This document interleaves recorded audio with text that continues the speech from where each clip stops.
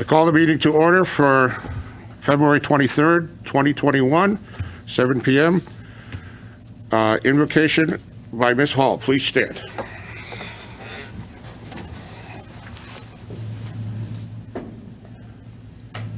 About 2 weeks short of 1 year ago tonight, I was up there standing shoulder to shoulder with all our board members and discussed the pandemic, but not the one we're in now, because it hadn't been declared at that particular day. It was very shortly thereafter that it was. I talked about the 1918 pandemic and my family's experience with it, thinking since both my grandfather, who was quarantined, and my mother, who was just a child at the time, lived long, long lives. So post-positive is where I was coming from. By the way, at that time, when you were quarantined, you had a sign put on your house. You did not just stay home and let not everybody in your neighborhood know. You were labeled. So there's been some positive, perhaps, even in our negative year. With all the attendant problems that we've had in this past year because we were in the midst of a pandemic the whole time, there are still a number of positive things that happened. And I'd like to review a few of them tonight. Because of the hard work of everyone in the town of Enfield, the town government, and the Enfield Public Schools, we have not had total disaster. The teachers have worked impossibly situations, learning new tasks, new skills, being able to teach in person and with people remote at the same time. Not an easy thing to do, by the way. And our administrators kept the school and/or the school systems working well, to the point where we have had a continuity. Granted, when COVID struck, we ended up with remote classes exclusively, but not entirely. I'd also like to acknowledge the students. I have been particularly impressed with the honor rolls at both JFK and Enfield High School. The length of that, the number of students who have worked diligently in spite of all the problems, have been impressive. The custodial staff, which the staff had been doing a good job right along, however, they were given additional work, extreme additional work, that they had to do on a daily and/or weekly way. And they just had to do more. The nutrition staff and those who produced lunch for people they never saw did it on a regular basis, and everyone, our children got fed. Those who needed the extra help got it. Again, impressive. We even have, at this point, a potential Olympic winner amongst us.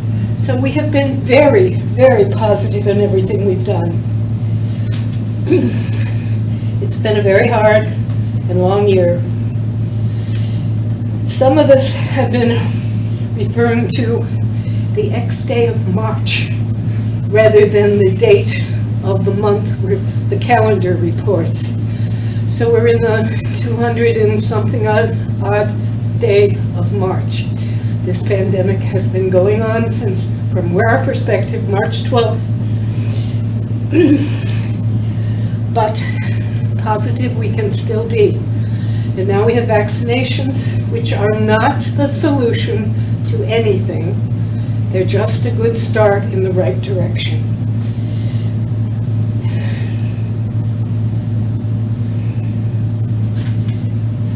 Now, if we could have, from the sad end of this, a moment of silence for the 7,500 people in Connecticut who have died of COVID, and the 500,000 people nationwide.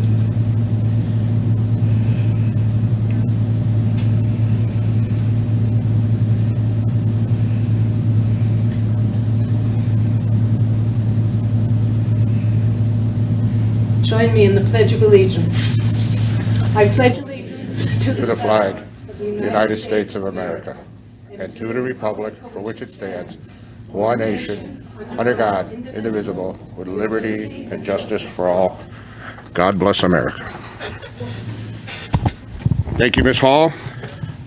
Fire evacuation. We have 2 exits from the chamber, one to the rear of the chamber, out the back door to the parking lot, or one to my left, your right, and left down the stairs and to the rear parking lot. Can we have roll call, please?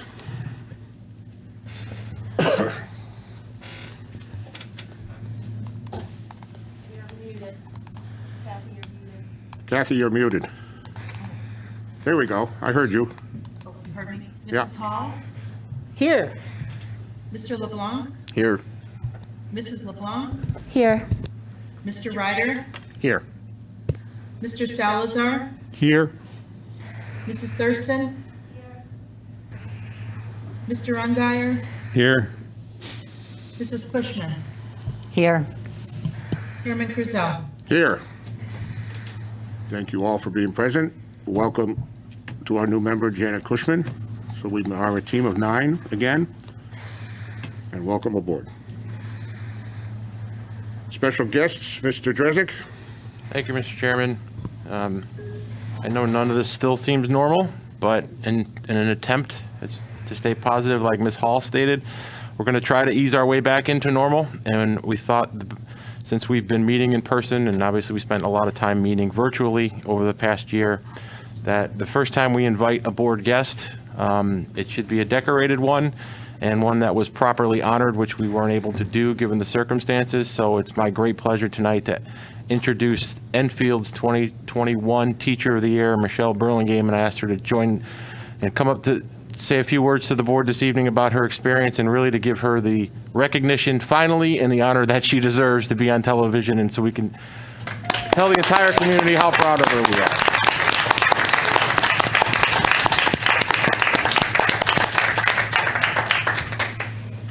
Welcome. Thank you. Thank you for being our first official special guest. You're welcome. So I was just asked to come and say hi to everybody and kind of give a little bit of a background about why I was nominated and selected, and it kind of speaks to what Ms. Hall was saying about the positives. With all the pandemic and everything, we kind of were forced into a technological world a lot quicker than I think we wanted to be. And I was nominated because there were coworkers that I worked with that thought that I put forth additional, extra, unasked for effort to help everyone through that. And I just think that, everybody wants each other to support each other. We want to do what's best for our students, and the work that we put in last spring to figure out how technology worked so that we could do the best we could, knowing that the pandemic was going to continue past last March. There were so many that worked together to make that happen, and just figuring out the new programs, working together so we could make videos to help other teachers, so we could help our students, so we could help support staff. It was a lot of work, but it was worth it. I feel like our district has moved so far into the future already.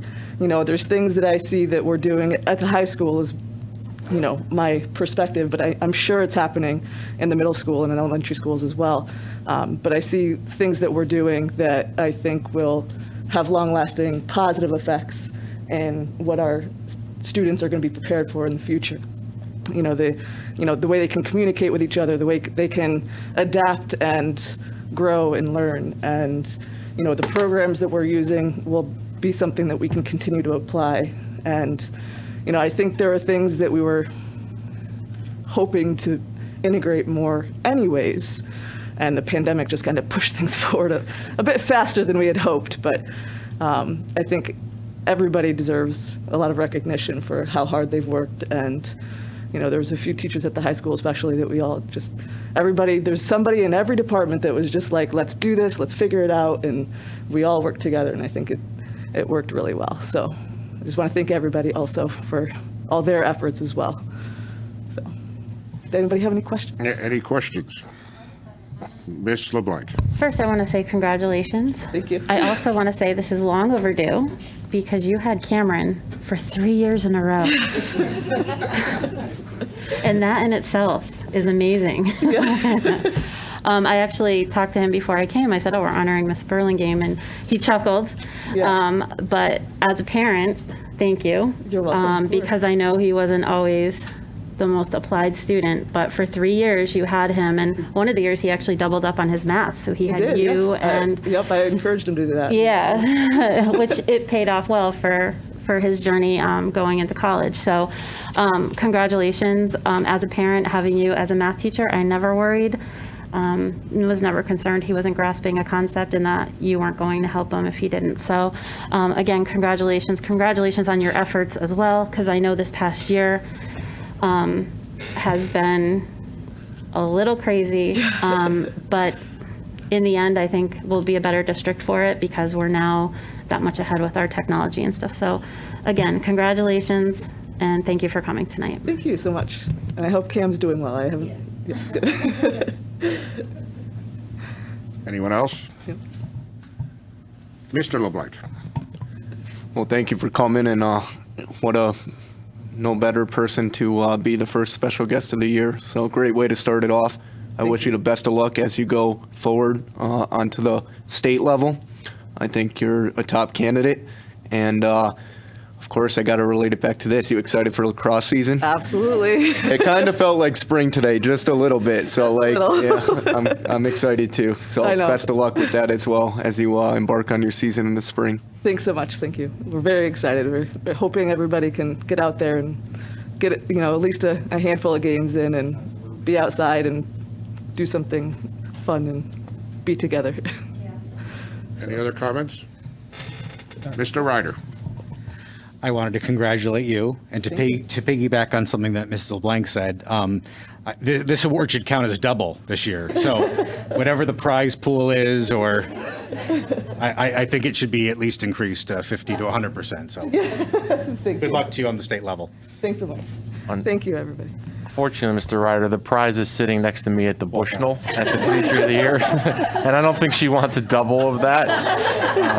But if I know if there's any other questions, I just want, Michelle's underselling a little bit of what she's done.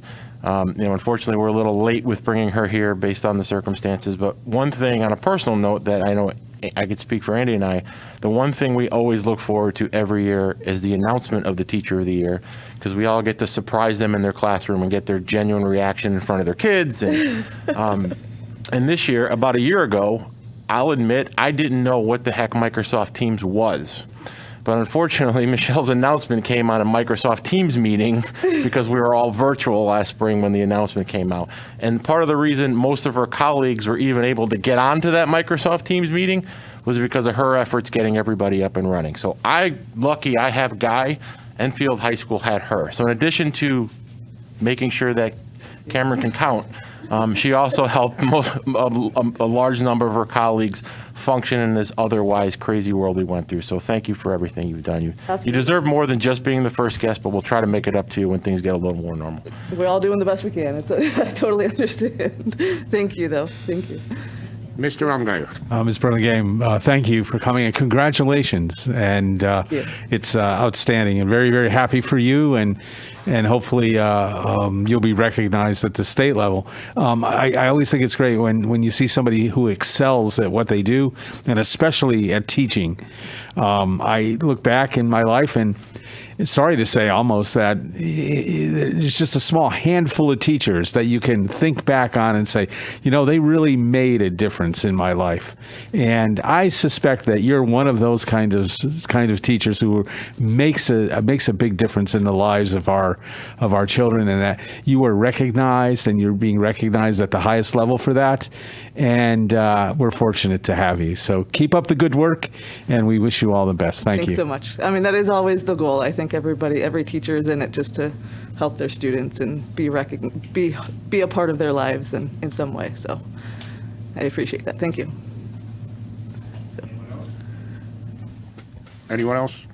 Well, I'll double what Scott said. If I could do executive orders, I'll quadruple your win.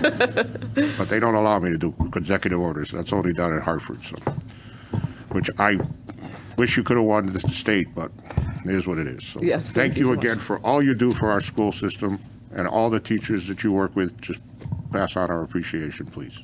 I will. Thanks so much. Thank you. Once again, let's go round of applause.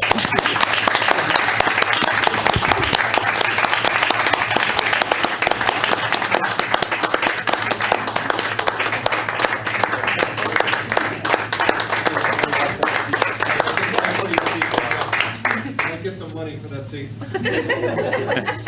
Deserve it. Auction it off out there. So we move on to number 7, Superintendent's Report. Mr. Drezek. Okay, thank you, Mr. Chairman. I'm going to ask everybody to just bear with me, because usually by this time on a Tuesday or by this time on a Friday, I have a pretty good idea about the things that I need to report on. But for anyone who was paying attention to the news over the last 24, 40 hours, throw everything out the window.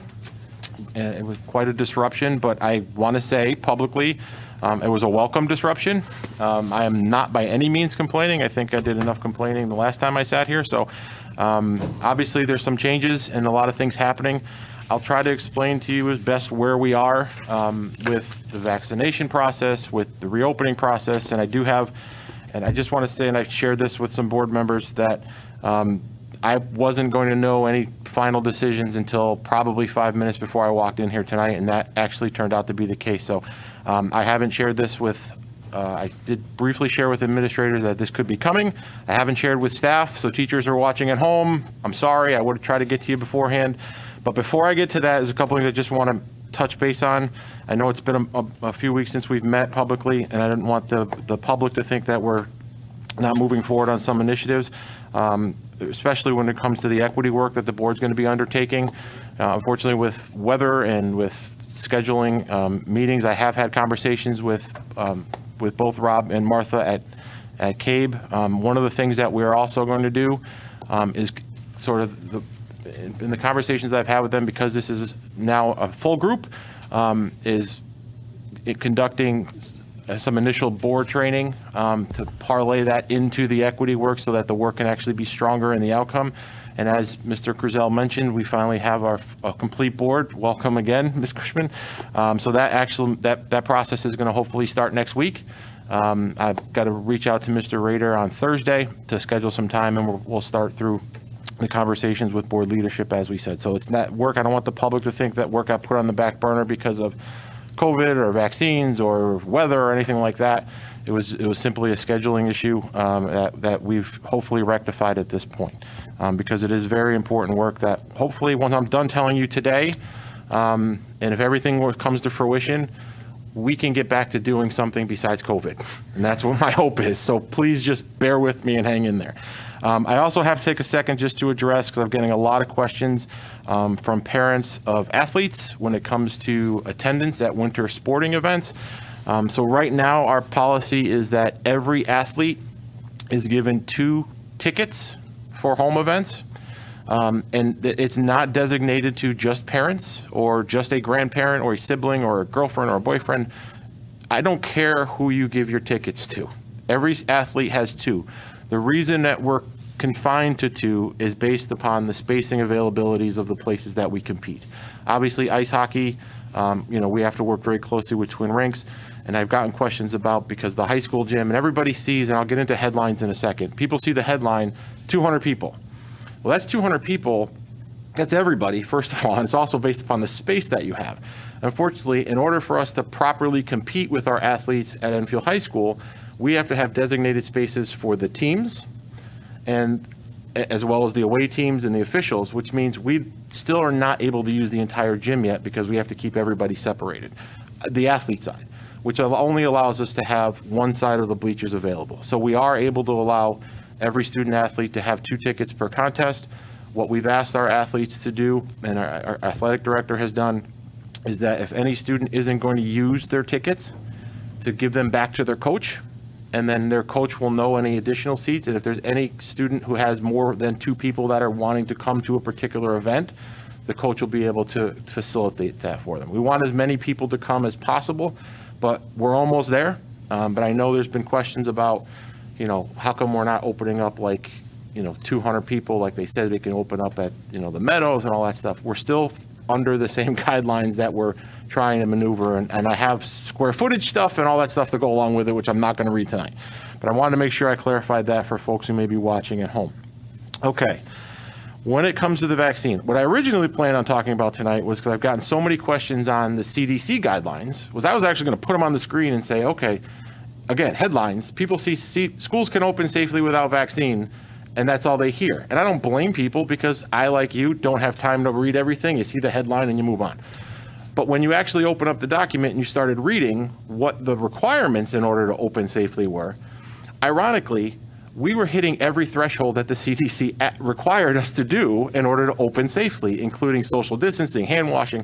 But what they missed, and as actually I think the 3rd page and the 3rd bullet was, if you can't achieve 6 feet of social distancing, you should cohort your students. And I actually sent a note to somebody nationally. I'm like, no kidding, that's what we're doing. Like, a cohort is a hybrid, but I'm not talking about that today. The one thing I want to focus on what the CDC said is anyone who is vaccinated in this country, after 14 days after receiving the 2nd dose of the vaccination, you are no longer required to quarantine. So we're going to take a new approach and a positive approach to this. What has been closing our schools, and I'll pick on Mr. Ryder and Mr. Unghire because I know they both have children at Enfield High School, albeit in different at JFK, I'm sorry, albeit in different capacities. You've all gotten calls that we're closed or we're going to be remote for a couple of days. Our biggest struggle since September in keeping our buildings open was the lack of adult supervision in the buildings because people were required to quarantine. And that's something that's very frustrating for all of us, but it's also frustrating for us because at times those are things we can't control. If someone was exposed, they didn't do anything wrong, they were exposed, they're required to quarantine. And that has really been the biggest detriment to us being able to keep, even though we were in a hybrid model, to keep us open consistently was the amount of staff we had quarantined at any given time.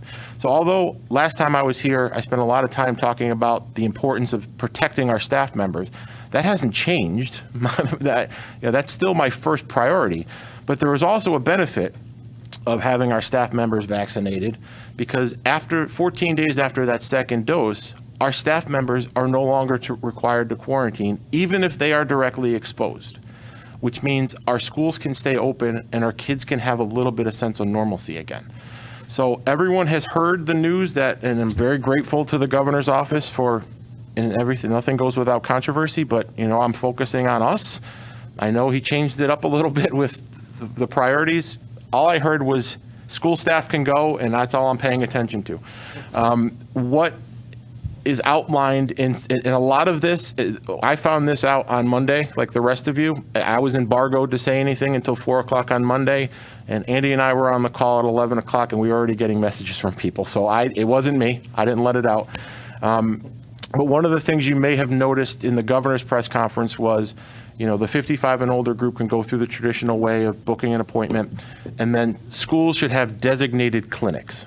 And I wanted to make sure the public understood what a designated clinic would look like here in Enfield. A designated clinic would be closed, would not be open to the public. It would be for, I'm going to call it Enfield Public Schools staff only, but that's not it. It appears as if us as a district to house a clinic, we would also have, I don't want to say the ability to vaccinate those who are eligible. So it's not just Enfield Public Schools employees, it's also our parochial school employees, it's our child care centers like ECDC, it's our bus company, it's also town employees that happen to be in school buildings with our custodial staff. So I'm in the process of getting all of that information. Everybody, and I need everybody's data in order to have our information up and ready to go. When we host the clinic, the challenge is going to be two things, and you've all heard this: availability of vaccination, because there is a shortage, and more importantly, the ability for people to actually conduct the vaccination and put the needle in your arm. You need to be trained in order to do that. Fortunately for us, once again, our nursing staff has stepped up.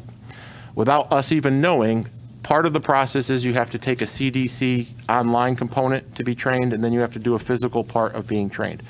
All of our nurses in the Enfield Public Schools have already taken the CDC at the guidance of Trish Veda, have already taken the online component. They are chomping at the bit to help. Tomorrow, we are hosting at Enfield High School, because we are in a health district of 9 communities, and the point person on this is still our public health director. We are hosting any nurse in the 9 communities at Enfield High School for any nurse that's willing to be trained on becoming a vaccinator. And our nursing staff is starting that effort. So by tomorrow, all of the Enfield Public School nurses will be trained on administering the vaccine. Why that's significant? Because that will speed up the process for once those doses are available, we can get those into arms a heck of a lot quicker. When I sat here a month ago, we were looking at weeks, possibly months, to vaccinate our entire staff. That is now being transitioned to possibly days. Now, I don't have anything definitive. People who work for us, because it's everybody, I don't know when you're getting your shot yet. My commitment to you is as soon as humanly possible. I am not going to say no. I am going to take the first available appointment for us. If it's Monday, I'm taking it. If it's Tuesday, I'm taking it. I can't promise when that's going to be. That said, I do need the community to understand is there's going to be a lot of people lobbying to get their hands on as many doses for their populations as they can. So we have to be flexible. So we're kind of at the mercy of when we're told. We are fully prepared to host a designated clinic in Enfield. At any given moment, we're ready. We're already ready to go. We can turn it around within a day. The challenge is, in order to successfully do that, I have to have our nurses there to administer the vaccine. I can't concurrently run schools that day because I have to pull all of our nurses out to be at the vaccination clinic, and they can't, and I'm not going to open a school building without a nurse in it. So I need and I've said this before, but I need to reiterate it again. In the event we are able to host a clinic, and it looks increasingly possible that that day is coming sooner rather than later, it will be in the month of March, then it is increasingly likely that I may have to call a remote day or two in order to do that. And the reality is, would I rather have a remote day in March to get our kids back fully, hopefully in April? And it's that trade-off. The other piece I have to remind you is that's just the first dose. What we do know is the second dose, there could be possible side effects. So, and look, they're not fatal, they're not dangerous. Some of you have gotten it, and you can share your own experiences, but we have been told that after the second dose is administered, prepare to give people 24 to 48 hours, because if you don't, everyone's just going to call out sick the next day because they could spike a high fever, they can be lethargic or things along those lines. So it's not just planning the first, we've got to work on planning the second. We are doing everything possible to get a clinic in as quickly as possible. Not just to try to offer the protection that I talked about last time for our staff members, but because, as Joyce mentioned earlier, Ms. Hall, I apologize, mentioned earlier, we're coming up on a year. And the battle that we have internally, and I'm sure you're all having the same questions, and I hear from, and a lot of the parents, as a side note, who have been reaching out to me in the last week or two when this changed, I haven't responded yet to you because I knew I was going to have tonight, and I wasn't sure what I was going to be able to say tonight. So for those of you who emailed me, this is the response. I'll still try to answer you later. One of the things that we do struggle with is, what is next year going to look like when we finally get our kids back? And I articulated that last week. We're aware of that. We accept the challenge of that. But if we have the ability to get our kids back before next year, we can do a heck of a better job assessing where we are, what supports we need to put in place over the summer, what supports we need to have ready to go in September. But more importantly, they all want to be back. And and Michelle left to give up her seat, our teachers are not the ones knocking at the door saying, no, keep us home. They're like, hurry up and get us back in. Just do whatever you got to do, keep it safe, but we want to be back in there. So because of that, and with the help of our nurses, it appears that once I'm given the notice that there are doses secured for us, meaning Enfield Public School employees, parochial schools, I can't assume everyone's going to go on the same day. It maybe take multiple days. I may be forced to choose certain groups over others. That's a decision we'll deal with at the time. But we've been told by the state, get ready. And they want this done quickly. And there's also a lot of talk at the state level that they're going to be securing doses just for schools. In addition to, one of the concerns we had was you're opening up another large demographic. Does that mean, we're going to be fighting with the over 55 population? And we've been given assurances that they're very well planned for this. The goal of the state is everybody gets a shot in them in March. So the sooner, however, is the better. So I want to ask the public for forgiveness now. I wish I can say today, next Thursday we're going to be remote in addition to Wednesday because we're going to have a clinic. I can't say that today. I don't know if it's going to happen next week, the week after. I don't know. My original plan coming into this evening was we were told mid-March, and I was hopefully going to get to what I'm going to get to in a second because we were planning on vaccinations around mid-March. With any luck, it'll happen a little earlier than that. I don't know definitively. I could be wrong. I was also told in the state, March is also March 31st, guys. You may not get yours till then. But we're going to be as aggressive as we can to get our people taken care of.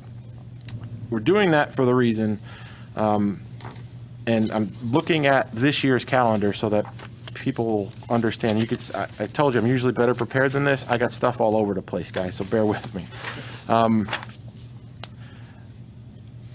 Even if I'm extremely hopeful that by March 22nd, all of our Enfield Public School staff should have a dose in them. I'm also comfortable, even if we don't.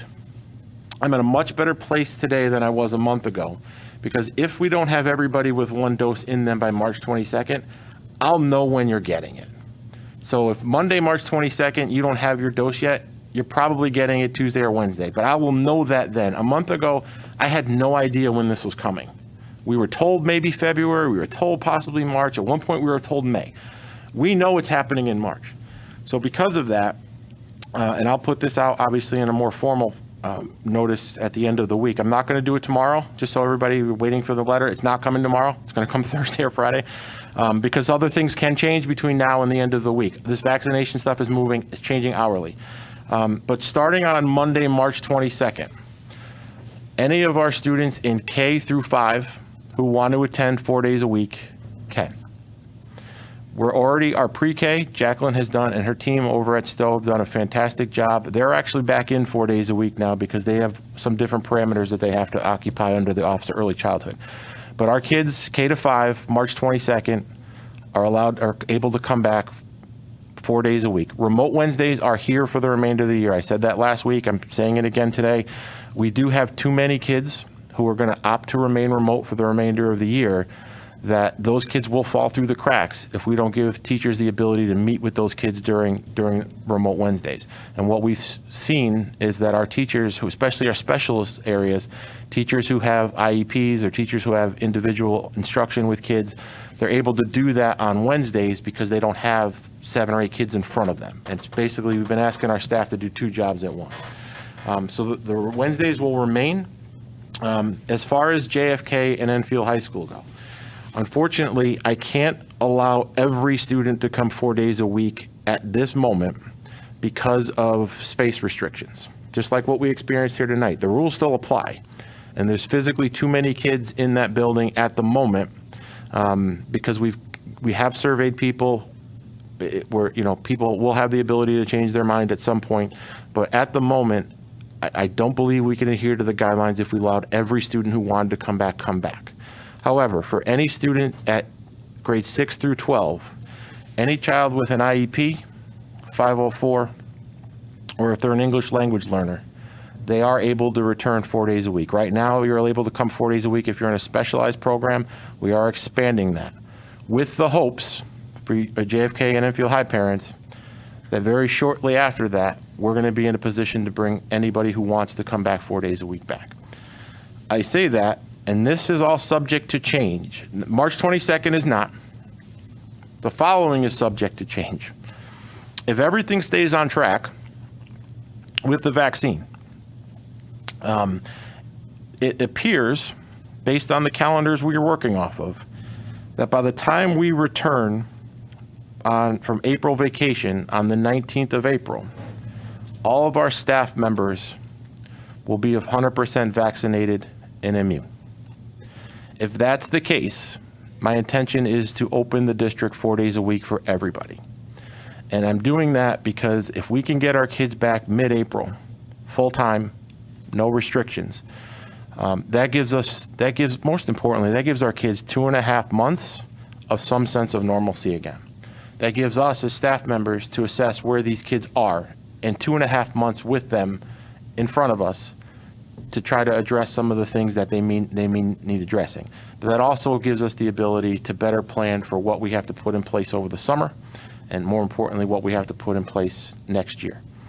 I said this, if anybody can remember where we were last year around May. All we were talking about in May wasn't, we had already given up, we're not coming back to school, we don't know about iPads, nobody knew anything. 90% of my day was occupied with, what are you doing at graduation? And we remember the protests and the online rallies and all the suggestions, and that was the most heartbreaking part of this experience, was those kids. And Enfield High School did an amazing job with our virtual and our drive-through and everything that they put in. I don't want to discredit that at all. For what we had to work with, I think we did better than any other one that I've seen, including the school where my kid goes. But I made a commitment at that point that we will do whatever we need to do to get those kids this year to walk down that hill. And if everything falls in line as I explained tonight, we will graduate on the field at Enfield High School. Now, there is no indoor graduation this year, folks.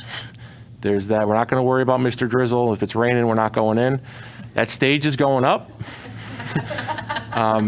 That stage is staying up until those kids get across it. If it means, again, flexibility is key here. If it's scheduled for right now, June 22nd, the stage is going to be built before that. It's going to rain the 22nd. We're going to move it to the 23rd. If it rains on the 23rd, we're going to move it to the 20th. We're going to keep going until those kids walk across that damn stage. But those kids are walking down that hill, if I have anything to say about it. If this all comes into place, this is why we did it. This is why we were careful. This is why we tried to be as cautious as we could. There's a million reasons why. But at the end of the day, and I'm not trying to just say only the seniors are important, but we owe it to them to give them that moment. And we missed out on it last year, and it was nobody's fault. And we did the best that we possibly could. But we swore we weren't doing it again. And if we can somehow just hang tight and be flexible, because by the time we get to June, if you did pay attention to the vaccine schedule, April 3rd, kids who are 16 and over right now are technically eligible. So put it in perspective for those of you who are watching at home. You know, every year people fight about how many tickets they're going to get or who's going to get a better seat. Doesn't mean we're still not going to have socially distanced and you're still going to have to wear a mask. But by the time we hit June, most of our population, if they chose, will be vaccinated, including our staff and some of our kids if they wish to. That's the most normal thing we can give them. And I think we owe it to them. And I haven't heard anybody disagree with that at this point thus far. So just to reiterate, March 22nd, K-5, you can go back 4 days a week. I was hoping to say March 15th, and I would have missed it by 2 weeks because the last time I was here was supposed to be March 1st. I knew it wasn't going to be March 1st after all the fallout that we had that I talked about last time I spoke. We were shooting for March 15th. Being completely transparent, if I made the date March 15th, my fear is that our vaccination clinic may be on around that time, and I'm going to have to call you all at home and say, sorry, you're not coming in tomorrow. So I'm just going to buy ourselves another week to get this over with the hopes of by the time we get our staff members back, everybody's got a dose in them. And then we can really start planning on getting our kids back in April, full-time, everybody. That's the plan. I will put that out more formally. Now, if the timeline gets expedited, I can make adjustments. That's why I'm not sending the letter out to the end of the week, because if in the last 24 hours have been an indication of anything, everything's changing every couple of minutes. It went from, well, you take a couple of weeks to plan it out, to stop planning, get it done. So I don't know what I'm going to hear on my call Thursday morning. It might be ready to go Monday. It might be ready to go on Monday the 8th. I don't know yet. But my promise to staff members is I am going to, the first appointment available, we're taking. And folks at home, parents, I know it's a struggle when you call your remote days. I get it. But if I can ask for your flexibility, at least I need you to understand why we're doing it. Because the sooner we do it, the sooner we're able to get our kids back.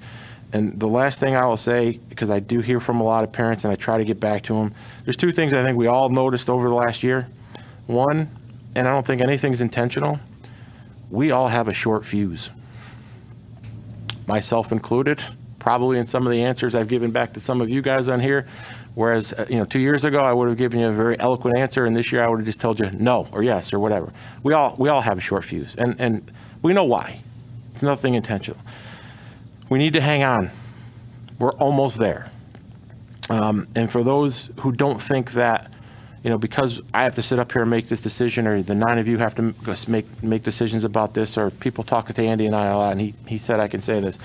For the parents who are frustrated, I could sit up here and tell you I get it, but I need you to understand how we really do get it, because this is what we do. This isn't who we are. I have a senior at home. I have a senior who missed out on the junior prom last year. I have a senior who during her junior year didn't get to have her junior prom, didn't get to finish one of her sports seasons. She's still got the dress that I told her she's getting married in, because I ain't buying a new one. But I also have a senior now who didn't get the opportunity to go on any college visits because they were all planned last April. And then by the time the summertime came, the travel restrictions are in place. And if you're thinking about going to school out of state, you're not going anywhere, because your dad can't quarantine for 14 days to bring you back home, because he's got to figure out how to get his schools open. He told me I could say this. His daughter's a freshman. She hasn't stepped foot in her high school yet. So we get it. I understand the frustration. I understand it's easy to just send us an email and tell us how much you, and sometimes an email doesn't always come across. I understand your frustration. I wish things weren't the way they were. Everybody's doing the best they can, but we finally have some light at the end of the tunnel. So if you can hold on just a little bit longer, we're going to get there. This is the first time I've been able to sit here or in my office or in my living room on one of these meetings and look at the 9 of you and say, we're almost home. So that was longer than, but I told you, I gave you fair warning that there's going to be scattered. So if something changes between now and tomorrow, I will let you know. But right now, that's the plan. I'll formalize it at the end of the week. But I hope I answered everybody's questions, and that concludes the superintendent's report. Thank you, Mr. Drezek. So we'll move to public, to audiences. We'll call you one at a time, and what we're going to do is we're going to do one from inside, and we're going to ask you to leave so we can get one from outside to speak. And we're just going to go back and forth like that. So nobody wants to go first. Well, somebody's got to have to go first. I'll go first. So just so you know, it's 3 minutes, and please refrain from personalities. Just have Mary Ann go first. She wants to speak. Well, one of you, People from outside come in and speak and then leave if we were. well, one of you have to leave so that the one can come in. That's how it? I have no problem going first. Okay. Yeah, and there's no On YouTube. there's no sign-in with all the COVID right, nonsense. So no just say your worries. name well. Say your name and address for the Kathy will get record. it Can I down for just you. lower this so that Yes, I you- can see yes, you through my may. glasses? So you're going to say your name and address for the record, and Gotcha. then your 3 minutes will start.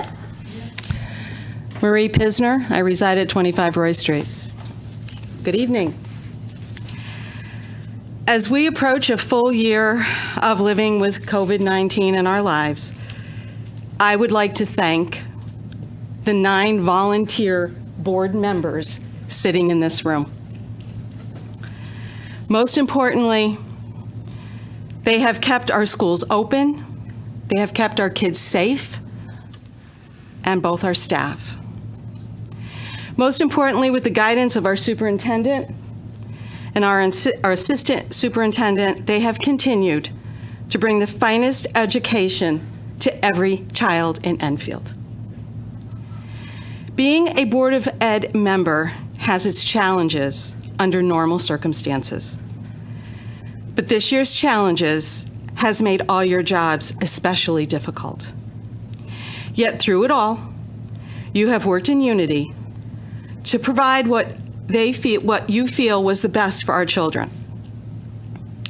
Although I have not personally agreed with every decision that you have made, I can say with confidence that I believe each member worked together to do what they felt right.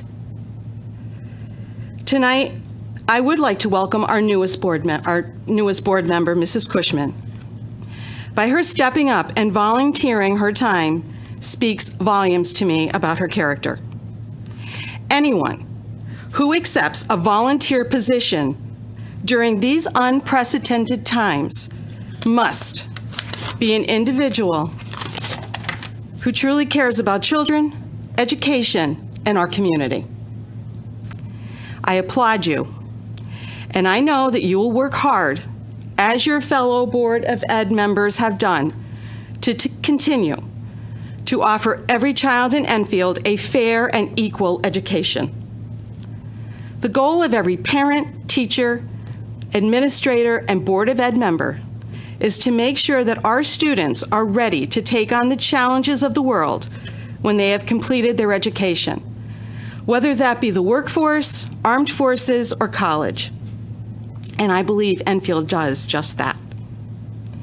This has been a very long and tiring year, but I do see light at the end of the tunnel. With the vaccines rolling out and the spring weather right around the corner, I feel that we will begin to feel a little safer and breathe a little easier. And hopefully, we will get back to what I'm calling a new normal. It's at that time that I pray that we can all become a little kinder, a little bit more generous, less judgmental, and above all, grateful. Grateful that we have found our new normal, because not everyone has survived to do that. I wish you and your families continued good health and safety. And again, I thank you for your leadership and for volunteering to make our schools safe, our teachers safe, and all you do for our community. Because everybody listening at home and sitting in this room, remember, these people have all chosen to help. Chosen. And I applaud that. Thank you all. Thank you. So could you ask somebody from outside to come in? Thank you.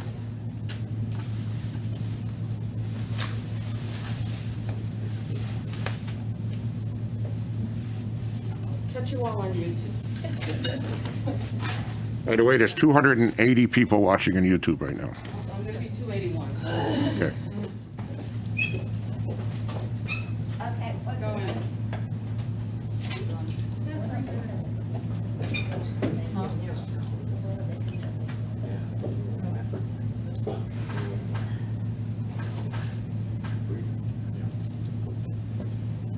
Mary Ann, you could come speak. I'm going to let one from outside, one from inside. So Oh, is that the plan? that's the plan. So name and address for the record, and then we'll start your 3-minute timer. Then you can take the mask off. It's not that cold out there.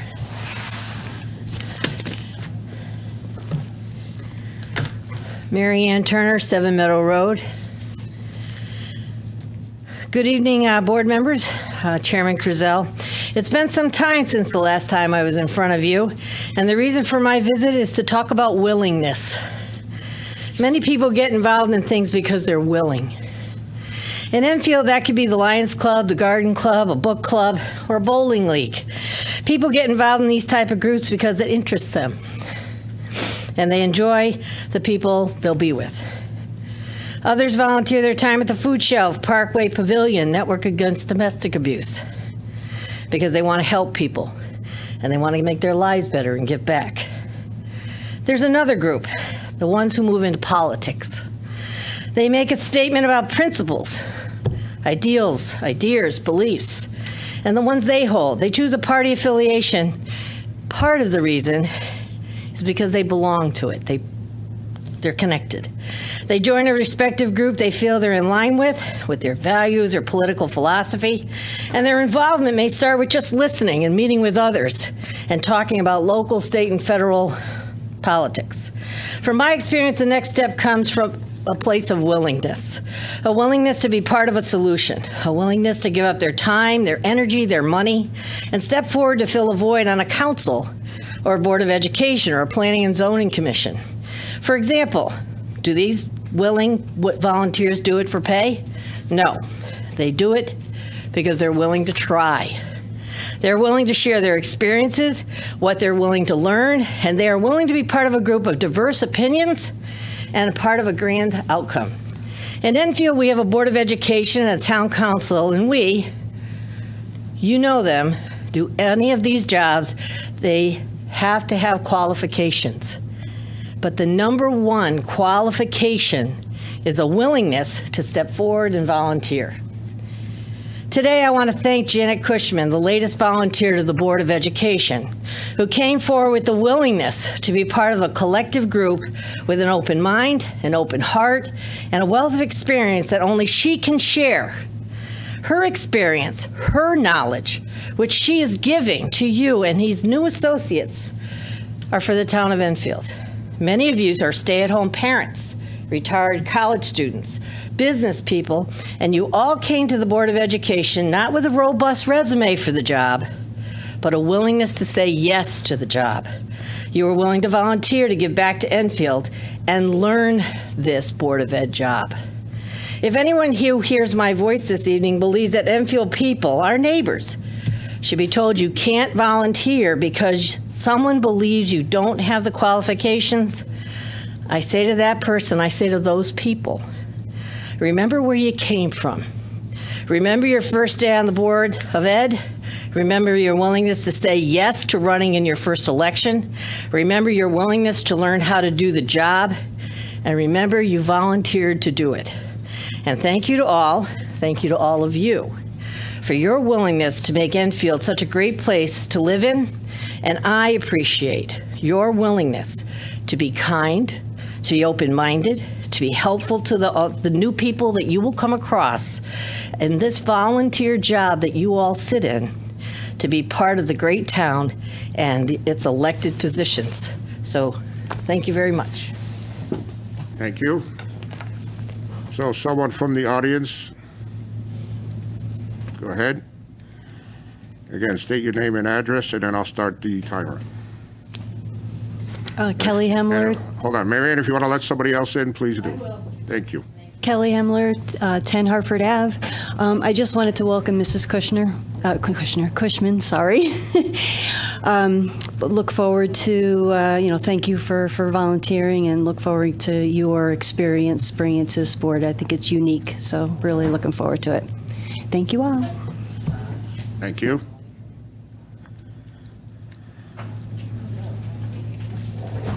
I don't have to give up my seat if I go, correct? No, I think Bob will come out. Yeah, Bob's going to go next. Perfect. And then you can go after Bob. Bob, you're up next.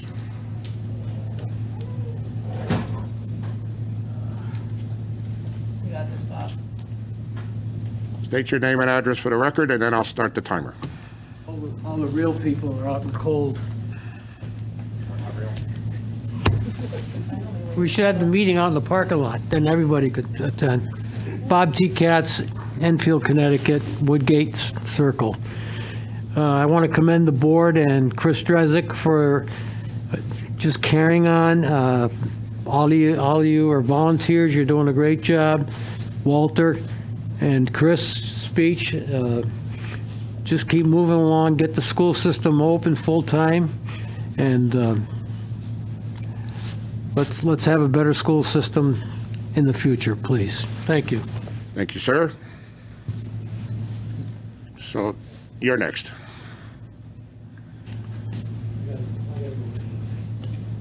Amanda Pickett, Guild Street. So first, I want to honor that it's Black History Month and share with you all some invaluable resources for you as the board members, but also for the teachers, parents, students, and adults that may be listening. The Smithsonian African American History and Culture Museum website provides free access to amazing artifacts, literature, lessons, a special one on STEAM, which I know is important to Enfield, all great tools for virtual instruction or at-home activities. I encourage everyone to always be reflecting, learning, and acting. And I realize that this is an everyday duty and not just a monthly topic. But I also want to honor that having this month dedicated to Black history opens the door to go deeper, learn even more, ask harder questions, and to engage in courageous dialogue about America's history, our Black history. Second is around budget. So ESSER funds, we know that a large amount of money is coming to our district shortly. This should be additional funds to use to accelerate learning, enhance family engagement, social emotional learning, and tools for professional learning to enhance virtual instruction. It's not a way to lower our budget. So I encourage you to reflect on the needs of our students, vulnerable students, and include stakeholders in decision-making on the use of those funds. Things like quality summer experiences, partnering with our community programs, camps, daycares, and families so students have access to educational experiences that enhance learning and close the COVID gap. So now that I put that out there, let me get to why I'm in front of you tonight. Tonight, I'm here to thank the teachers. You're the glue of this district. You're what holds the kids together and what keeps it moving. Thank you. My family's been blessed with two of Enfield's finest. As I reflect on what really makes them stand out is their care and willingness to build relationships with my son, their scholar, but also with me and our family. Emails, Teams messages, phone calls are consistent, proactive, helpful, and supportive when we need it. There's nothing that makes my heart melt like hearing my son talk about his teachers, what he's learned, or seeing a heart with his really messy handwriting with his teacher's name written on the bottom of the paper. I want nothing more for my son to enter a classroom where he's seen, welcomed, and encouraged. This is what has happened at Stowe and continues to happen in room 4 at Enfield Street School. So yes, this year's been hard, but to the teachers out there who have focused on getting to know your students, read their mom's lunch notes, have said more than just one time unmute, and continue to push with high expectations, meaningful feedback, and love for learning, thank you. I see you, and I thank you. I'm gonna wrap up with a suggestion for you, the board, based on a strategy I see happening in one of our schools. Each day, my son pledges to try his best to be safe, kind, and responsible. I wonder, instead of your typical pledge, as a collective entity, you recite your pledge and reflect on your responsibility to uphold the mission of the Board of Ed since 2017, which is to enable all students to meet high standards, make productive choices in their personal lives, contribute to a diverse global society, and act as responsible citizens. So if that's what you wish for students, how are you modeling that as the leaders of their education? How do you embody and facilitate productive decision-making? How are you contributing to Enfield's diverse and eclectic community? And how are you a responsible citizen of Enfield? If we all enter this space with our students at the center, great things are possible. Thank you again for your time. Thank you. You came in from outside, Ms. Riley, so you're next.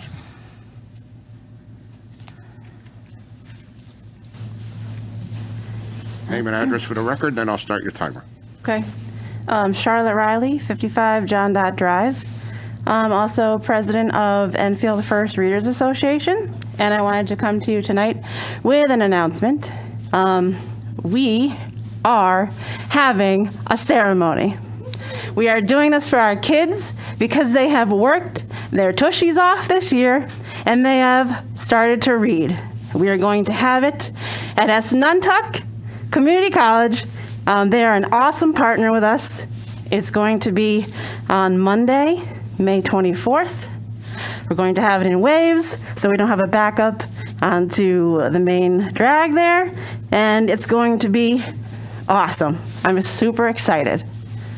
So congratulations to all those kids that are going to be coming and getting their awards. I also wanted to say this evening that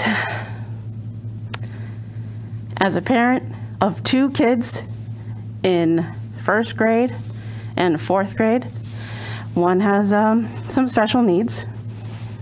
This year has been a difficult one. It does not come out with daily fights, crying, wanting to throw their iPads across the room. It has been very difficult. And for me, their mental health. And I really appreciate that you are thinking of sending them back on March 22nd, because they need it badly. They hate waking up on Monday, Tuesdays, and Wednesdays. I can't drag them out of bed fast enough. Thursdays and Fridays, they're up before the sun rises. They are totally changed kids when they come back on Thursdays and Fridays from school. It is a shot in the arm for them. So please, when March 22nd rolls around, please don't fail our kids this time. Please send them back.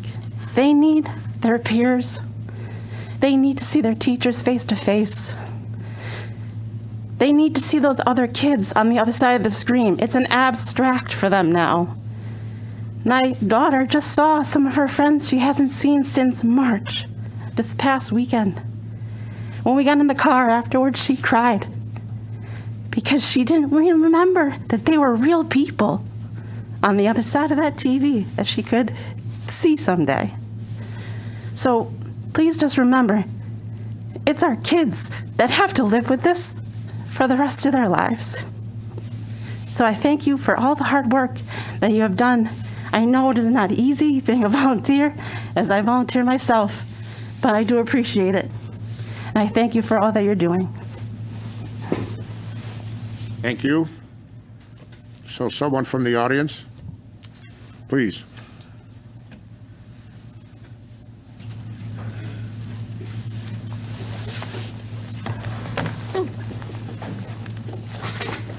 My name is Erin Baisley, and I live at 6 Nonotuck Street. I'm a parent of 3. I've got one at Henry Barnard, I've got one at Prudence Crandall, and one at JFK. So to start with the positive, I did want to thank publicly Mr. Sills is like the most amazing principal ever. He's just been really fantastic, especially for working parents who are trying to balance working at home full time and homeschooling our kids on the days that they're home. So I just want to say thank you to him and his staff. That's just, they're amazing. I love them.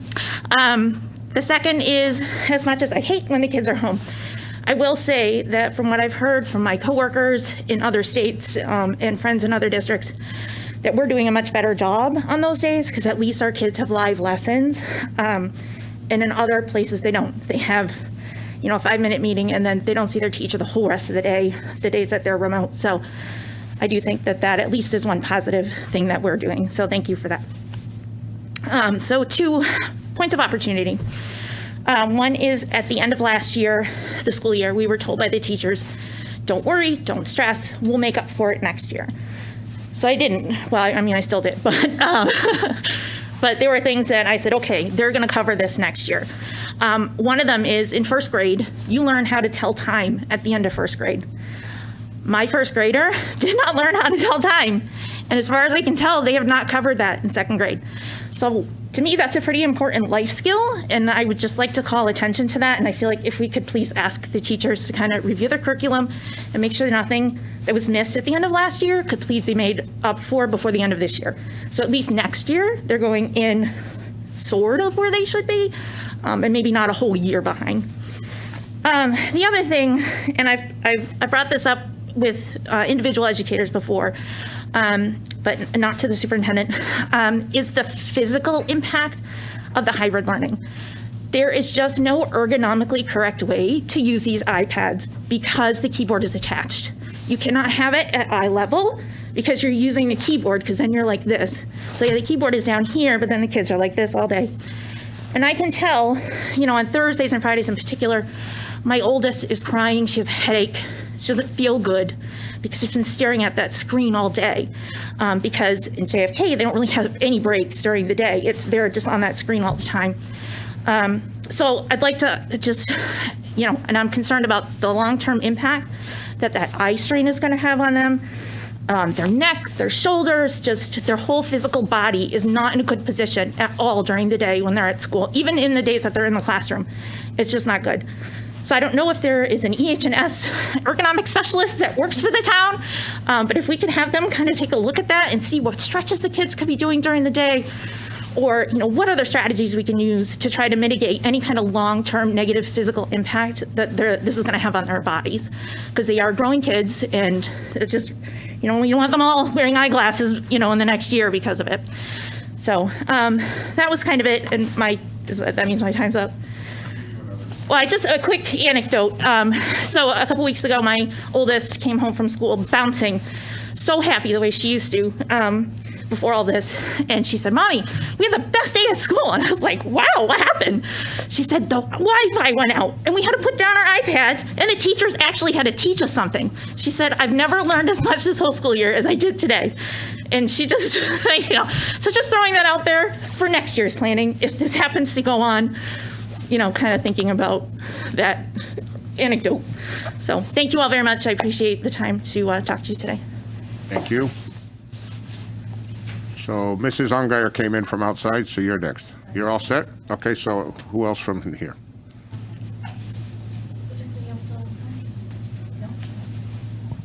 They're all set from outside? Yes. Okay, perfect. Again, name and address for the record, and I'll start your timer.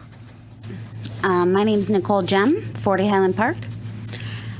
I just wanted to say first, thank you to the JFK school teachers and staff.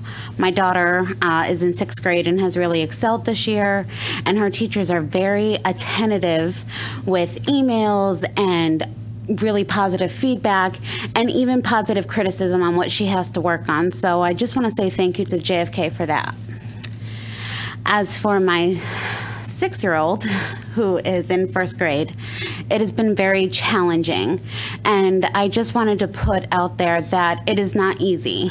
And truthfully, if it wasn't for the ECDC community helping us during our hybrid days, Wednesday, Thursday, Friday, I have to work full-time. I don't have the option of working from home. I'm considered essential, but have to be in person. So without ECDC making it possible the 5 days a week, there are some challenges though. Staffing, which I wish we could do more of. If staffing is an issue, I would like to, can we offer more money to people instead of paying these assistants at a daycare aide $12 an hour to now have to make sure our children are fed, make sure they're washing their hands, make sure they're not touching each other, and then making sure that now they have to join their classes online. They have to make sure they're meeting that or my child's going to get absent. They work very hard, but then it's challenging at night when I have to go home with my 6-year-old to sometimes do all 5 of her assignments up until 8 o'clock at night. It's a struggle. She hates school. She cries about school. I never witnessed this with my first one, who excelling comes easy for her. But for my 6-year-old who already does struggle, it's a challenge, a big challenge. So I guess that if the only request I have is, and I don't know if any of you guys have any pull, but if we can, maybe add more support staff to the ERFC Center, ECDC, if something like this prolongs, even if it's just for the one day, if we kept the 4-day schedule next year, I don't know what's going to happen, but they need the support there for those students who are left going home in tears. Just know that it's a big struggle, and I look forward to March 22nd, and I hope it does come to fruition. Thank you. Thank you. Anyone else?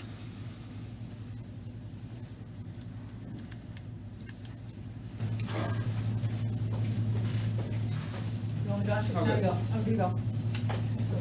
I didn't see you getting off, sorry. I didn't see you either. I was like, I didn't see you one. Name and address for the record, and I'll start your timer. Yes, thank you. Good evening, Joshua Hamry, 52 New King Street.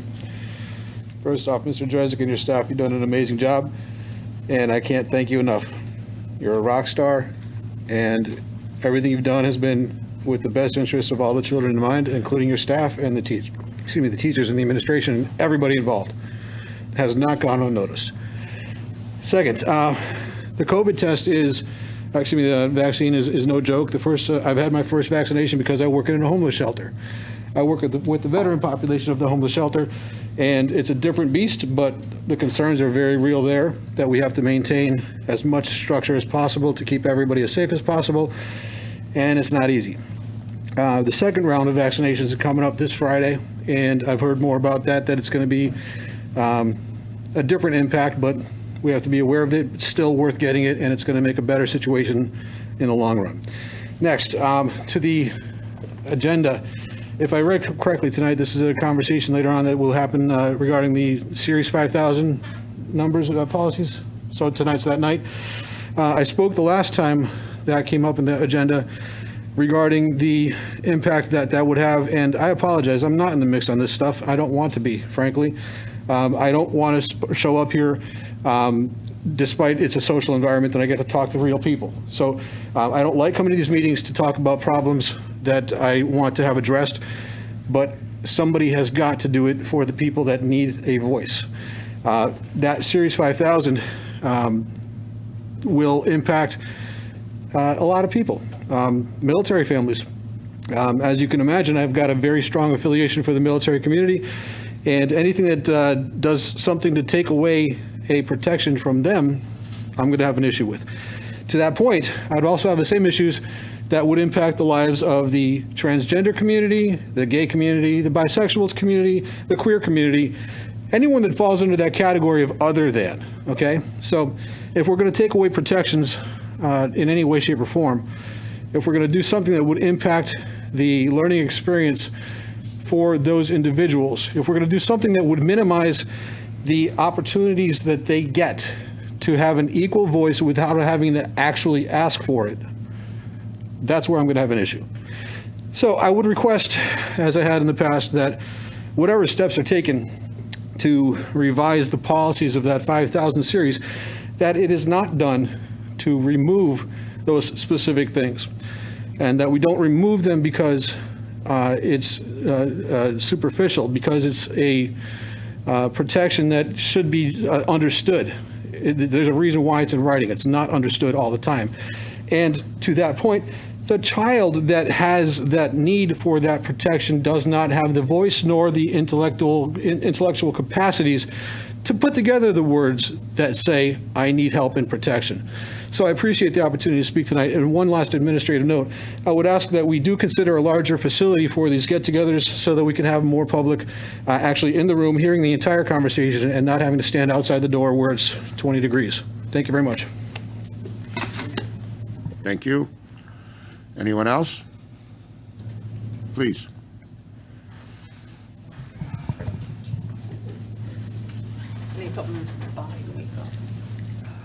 Name and address for the record. Good evening. My name's Elizabeth Davis, and I reside at 201 North Maple Street. First off, as always, every time I come, Mr. Drezik, with your team, I want to thank you for amazing job you guys are doing. I know we've had our differences. We don't see everything eye to eye, but I have the utmost respect for you, and I want to say it right on TV so everybody sees it. What you're doing is amazing. And I know you're taking a lot of heat, but a good leader has to take some heat to make things done right and keep everybody safe. So, my eyes, sir, you're a good leader. Thank you very much. Ms. Cushman, I'd like to congratulate you to the Board of Ed. Welcome aboard. I would have a few questions, if you wouldn't mind, maybe in your comments later on, you can explain a little bit more about you so we all can understand you as parents, this and that, everything you do. I do know a little bit about you, but I think more people should, you know. So if you wouldn't mind just letting everybody know where you stand. And I think why people have an issue want to know, because things have been happening on the Board of Ed and blatantly with the party that you're in. So people do have concerns, not directed to you, because you've done nothing wrong. So, but I would like to just where you stand on everything of every student. As our thing, we make a difference in Enfield, every child, every day. So if you can elaborate on that, because we've had things against students, which is kind of prejudice. It's not every student every day. Not saying that's how you are at all, but if you could just show some of your passion like you have in the past and just tell us a little bit more about you and your involvement in the schools. What do you plan on doing? What's your vision? What's your ideal for the students, the curriculum? Just stuff like that, ma'am, that's all. But welcome aboard. Thank you for being here. I also want to bring up Marion Turner when she spoke, saying willingness to run. Yeah, it is a great thing when anybody goes to run. It is. We need people to run. We need people to volunteer. But you also need the right people. Just because you're a volunteer does not mean you're doing things right. Because you volunteered for something and then you attack transgender students, you are not doing what's right. So just because you volunteer and people want to say it's willingness, well, Marion Turner, of that, let's make it clear. Just because people volunteer does not mean they're great and wonderful. Majority of them are. 99% are. But as we've seen, every field throughout everywhere, we got the 1% that isn't. And we're starting to see it's a little bit higher in places.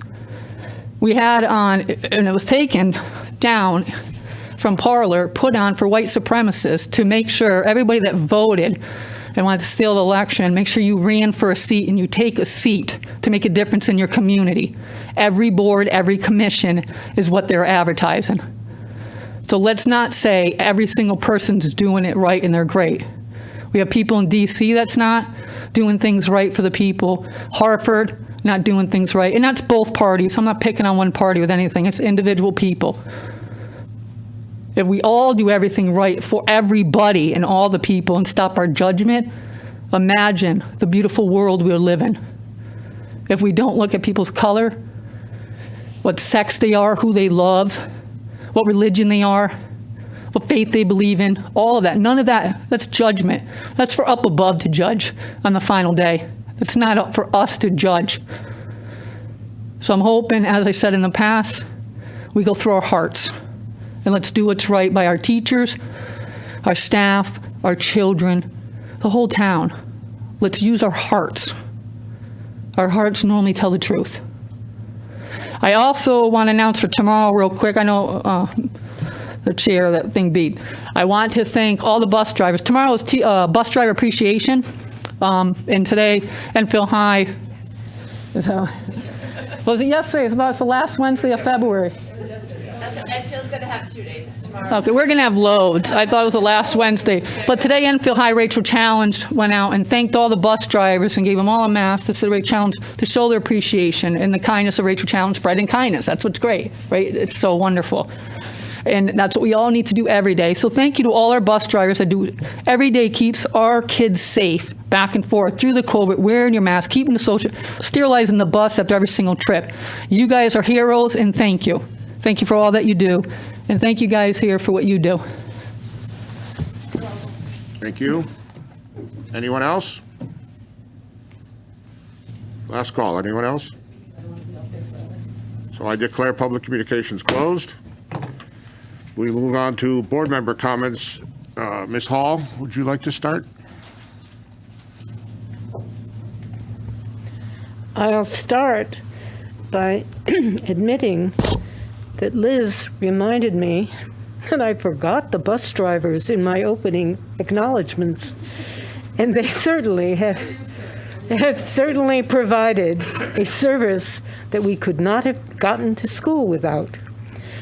And speaking of not getting to school and all of that, that has been one of the biggest disappointments to me as the board member, is not being able to visit schools, to see these excellent classes in existence. It has been very dismaying.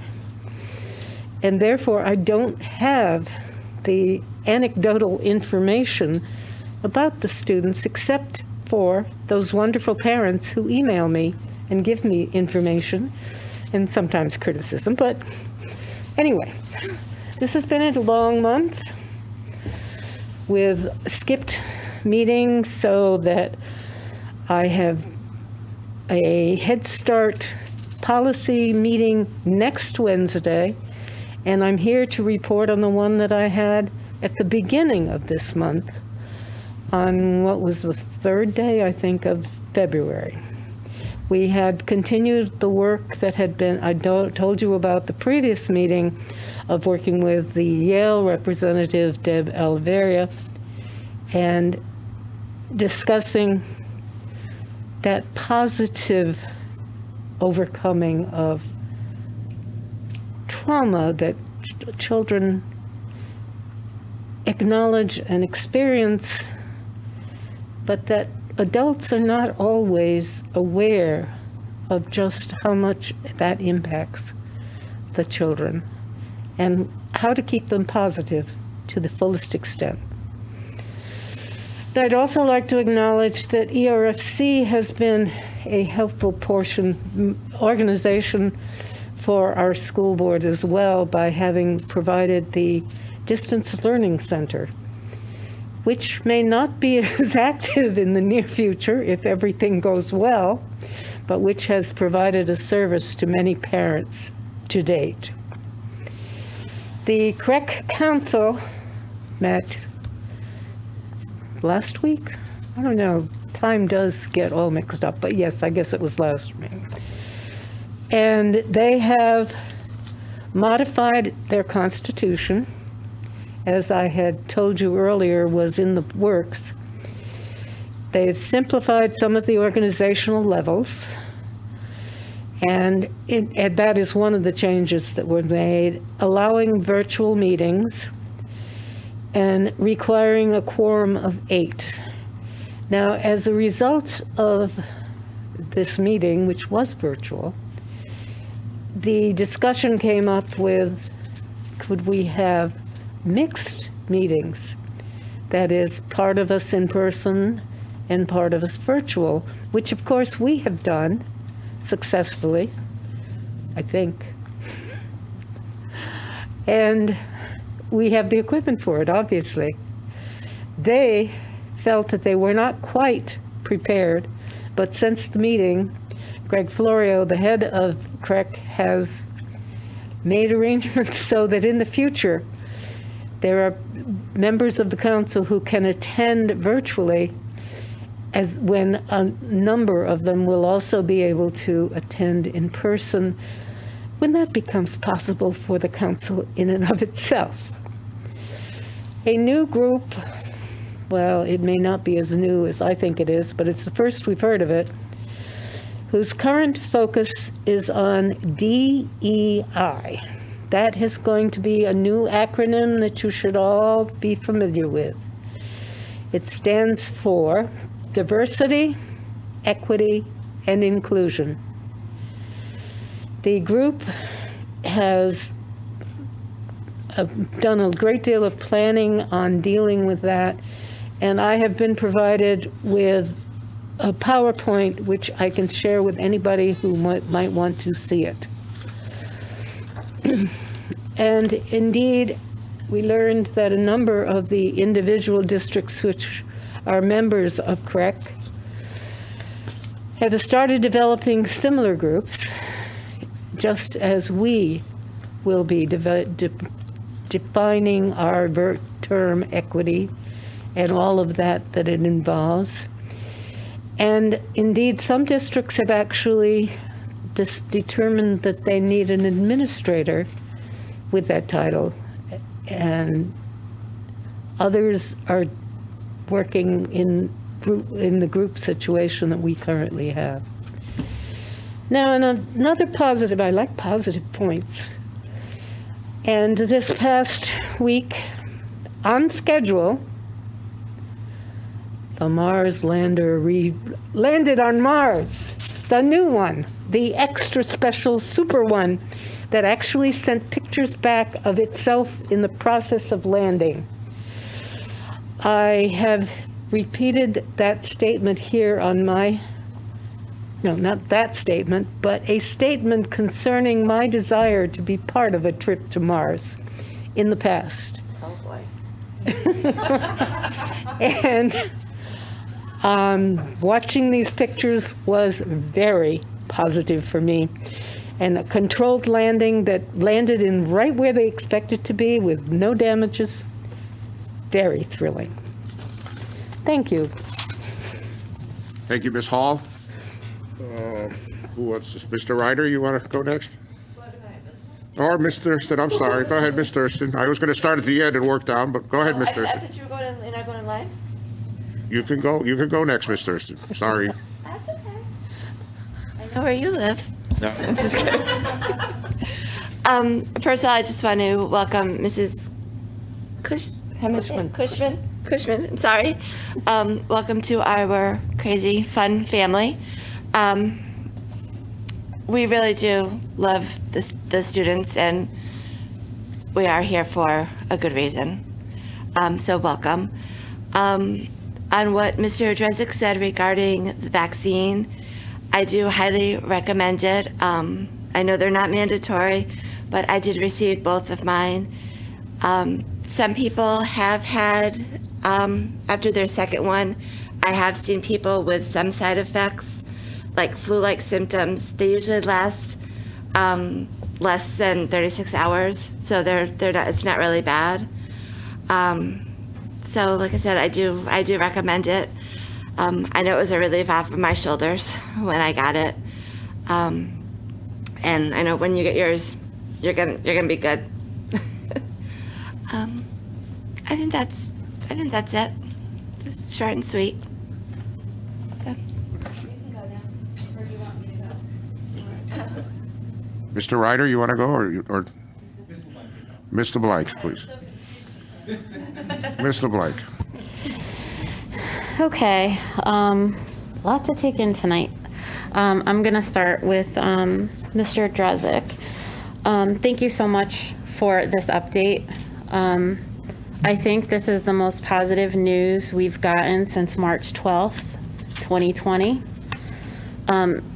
It's been said, it's been in writing, so we can only hope that everything is going to smoothly go through with no glitches.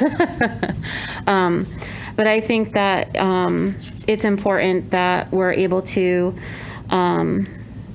get the students back. And I think the way that we're doing it, granted, we cannot get JFK and EHS back right away, but at least we can get the kids back with the IEPs, the 504, and the ELL. I think that goes a really long way.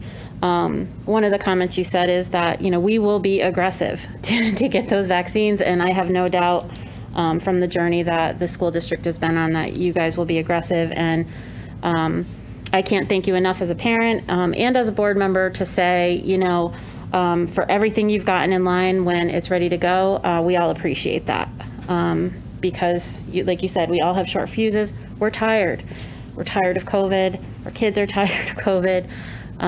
So I really enjoy this update tonight. If I can speak to that, when the kids go back, they're going to have the option to be remote or back. There's not going to be any hybrid option. Yeah, thank you for reminding me of that. I told you I was a little scatterbrained today. I'm usually more prepared. So March 22nd, your option, parents will still have the option to remain remote if they choose. That is with us for the remainder of this year. It has still not been determined if that's going to continue into next school year, but for the remainder of this year, it is locked in.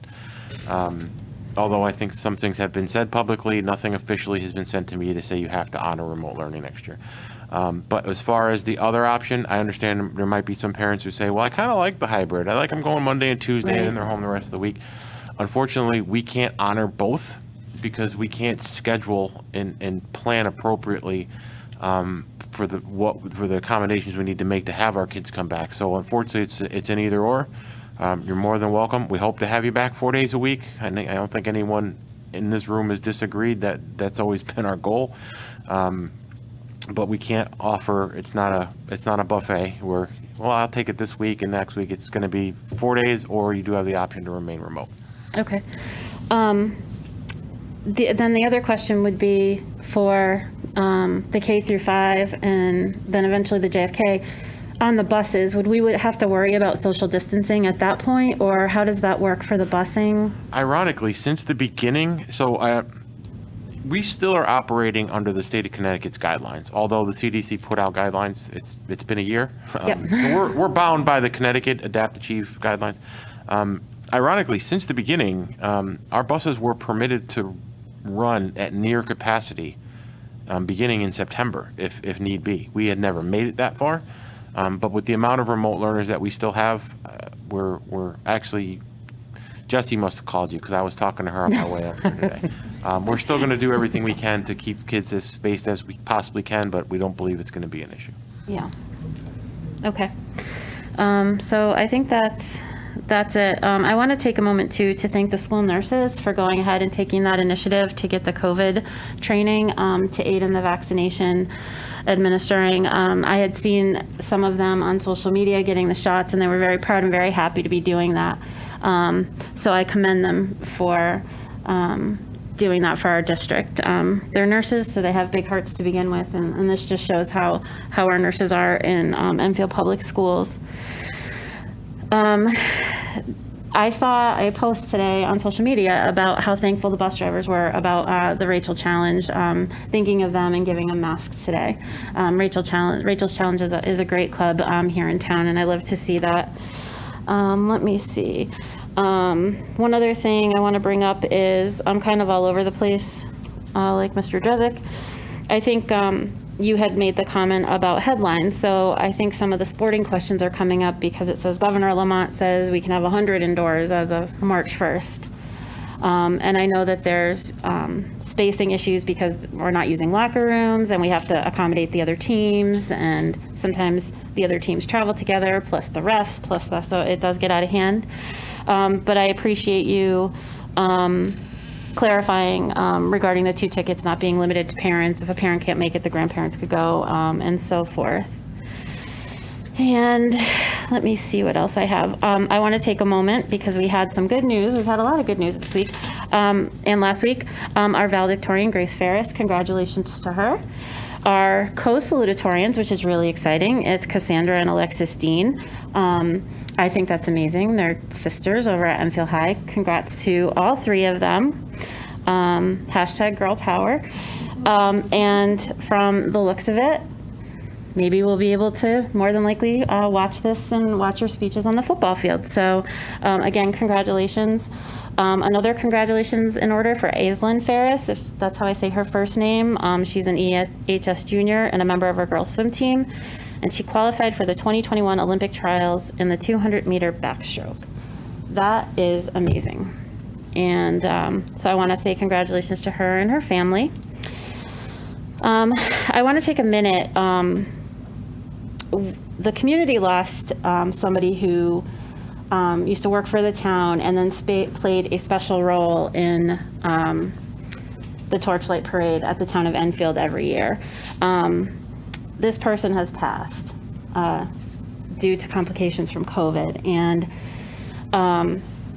many people knew him. His name is Keith Nutter, and he was amazing. And a lot of veterans knew him, and I just want to send my condolences to his wife Terry and his daughter Jen and his other daughter Cindy. I think about you guys all the time, and I'm sorry for your loss. Bear with me, guys.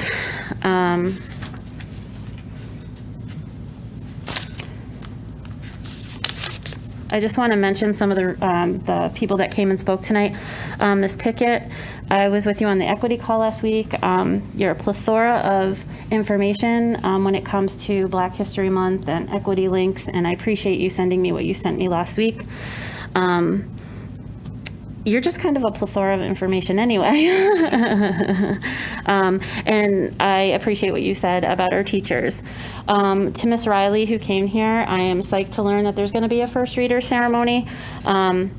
It's amazing, and it's great, with these first graders. So thank you for doing that.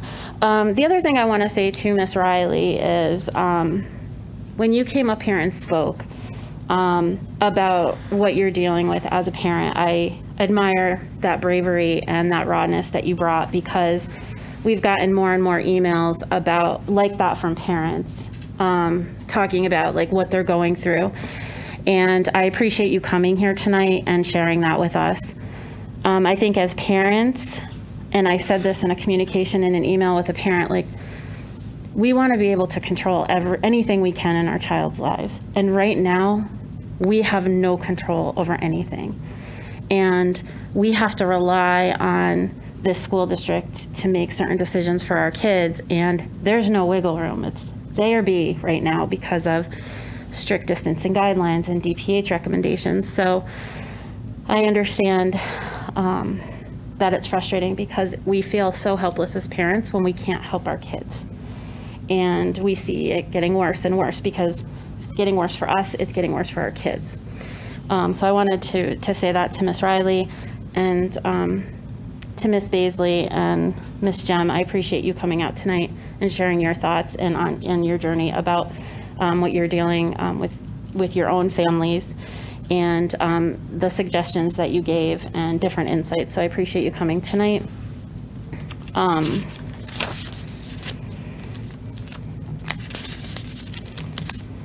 Also, I want to thank Ms. Davis for coming tonight. She touches on a point to me. I think when you sit up here, you have to take a little time to learn about yourself and sometimes take what you thought you know and open up your mind and learn a little bit more about what the district's like, what you thought you knew, and make some changes and open up your mind. So I agree, not anybody can just volunteer and have the willingness, but especially when it comes to the education, you have to leave the politics at the door and you have to have an open mind when you walk through the door. Even if it's something you're unsure of, ask questions and learn. So I appreciate you coming up here and speaking about that tonight. I think I'm getting to the end. I'm actually at the end. Oh, I have one more question. I'm sorry. When we start going back to school, do we have an update on like what's happening with the music program and the music and different things like that? Because I know like at JFK and Enfield High, that counts as a credit. Like when school opens back up, are we going to be able to? Okay. I've sent out a clear message, get everybody up and running. Okay. There is a proposal on Michelle's desk. Okay. That she reminded me 4 times today I had to go down and see her about, but I didn't get down there. So, Okay. yeah, I know Mr. Rapucci is not waiting for, he's waiting for me, but he's going to blow through the door as soon as I tell him he can. So, I agree. yes, it's coming. Yeah. And we're hopeful that we're doing that for all of our, not just our athletic programs, but for all of our arts. Okay. So I think that's it. Thank you to my constituents on the right and the left for sitting through all that. And I think that's all I have for tonight. Thank you. Thank you, Ms. LeBlanc.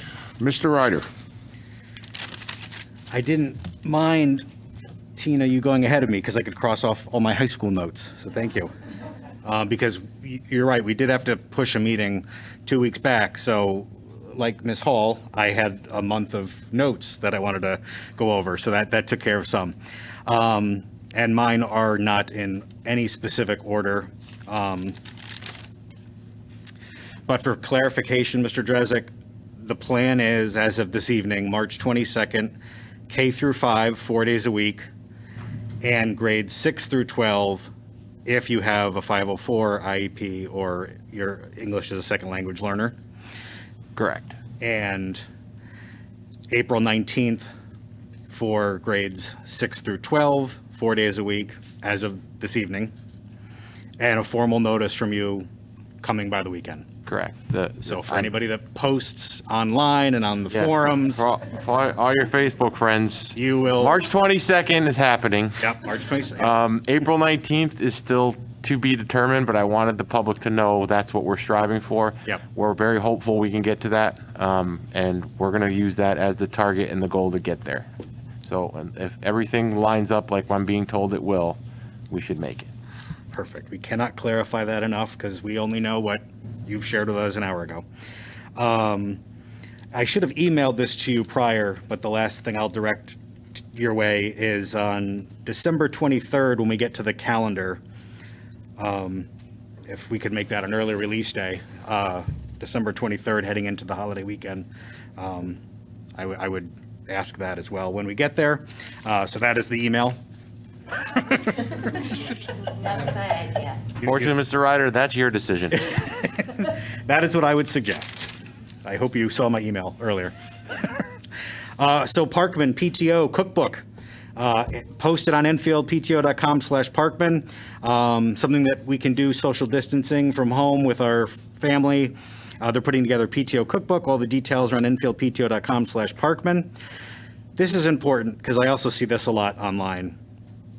Ed Tech Help at enfieldschools.org. EDTECHHELP at enfieldschools.org. I see so many posts all day long about my daughter's iPad's not rebooting, or I need another charger, or the keyboard's not connected. If you post something like that online and one of us doesn't see that and provide you that email address, your teacher and or principal or assistant principal or dean wouldn't see that there. So just reach out to your teachers if you have a question about something like that. But do remember Ed Tech Help at enfieldschools.org. JFK Robotics is back. It'll be virtual. There's a post about that on Enfield PTO on Facebook, so look for that. Amanda, to your point earlier, Enfield Plays On has done a great thing all month. Dive into diversity. So that is something they had reached out to me prior to February starting, just to give me a heads up. Hey, there's going to be these daily posts and activities and books to read and things to share and things to learn about. Would you mind sharing that for us? And I was like, no, of course. So it's been on Enfield Plays On. It's been shared on Kite. It's been shared on the Stowe site. It's been shared through Enfield PTO. And I see it each day. You see more and more eyeballs seeing these things. So I think that's great. Also, the Enfield Rec Department are offering St. Patrick's and Easter-themed crafts. You can pick them up any Wednesday, any Wednesday in March, so starting next Wednesday, at the Central Library and, weather permitting, outside at the Rotary Playground. But either way, it's the Central Library location every Wednesday in March. While supplies last, you can swing by and pick up St. Patrick's Day and Easter-themed crafts to do from home. Take pictures of it, send it in. You can show them off. March 27th, here's one you missed, Mrs. LeBlanc. March 27th, virtual purse bingo for SafeGrad. So please look for that on either the Enfield High page or Enfield PTO. There's links in both places, of course. And that's a virtual purse bingo, so you can do that from home in your PJs, or maybe dress like waist up and then PJ down, whatever you want to do. Enfield Unplugged also reached out for some promotion. They have volunteers, a need for volunteers for the 2021 edition of Enfield Unplugged. That is usually the first week in May every year, where we encourage kids to unplug from their television or their video games.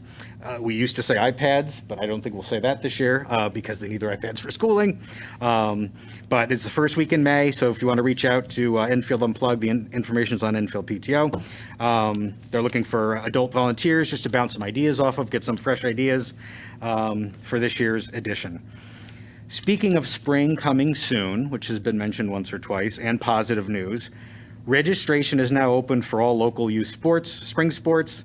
So you have baseball, Little League, softball, soccer, and also Ramblers they've opened their registration for the fall, as they plan on coming back in 2021. Ms. Hall, you mentioned this earlier, but EHS and JFK's Q2 honor rolls have come out since we last met. The number of names is so impressive that even through these trying times, like Miss Burlingame deserving 2 awards, I mean, again, it's got to be double the credit for these kids that are on there and have been consistently on there. So thank you guys for hanging in there and doing your best, including my daughter who's been on the high honor roll every year since she's been at JFK, and God bless the kids at JFK, and they have construction on top of everything else to deal with, but Blue Wing is open, so. Also, the EHS 2021-2022 school year program of studies catalog is now available online.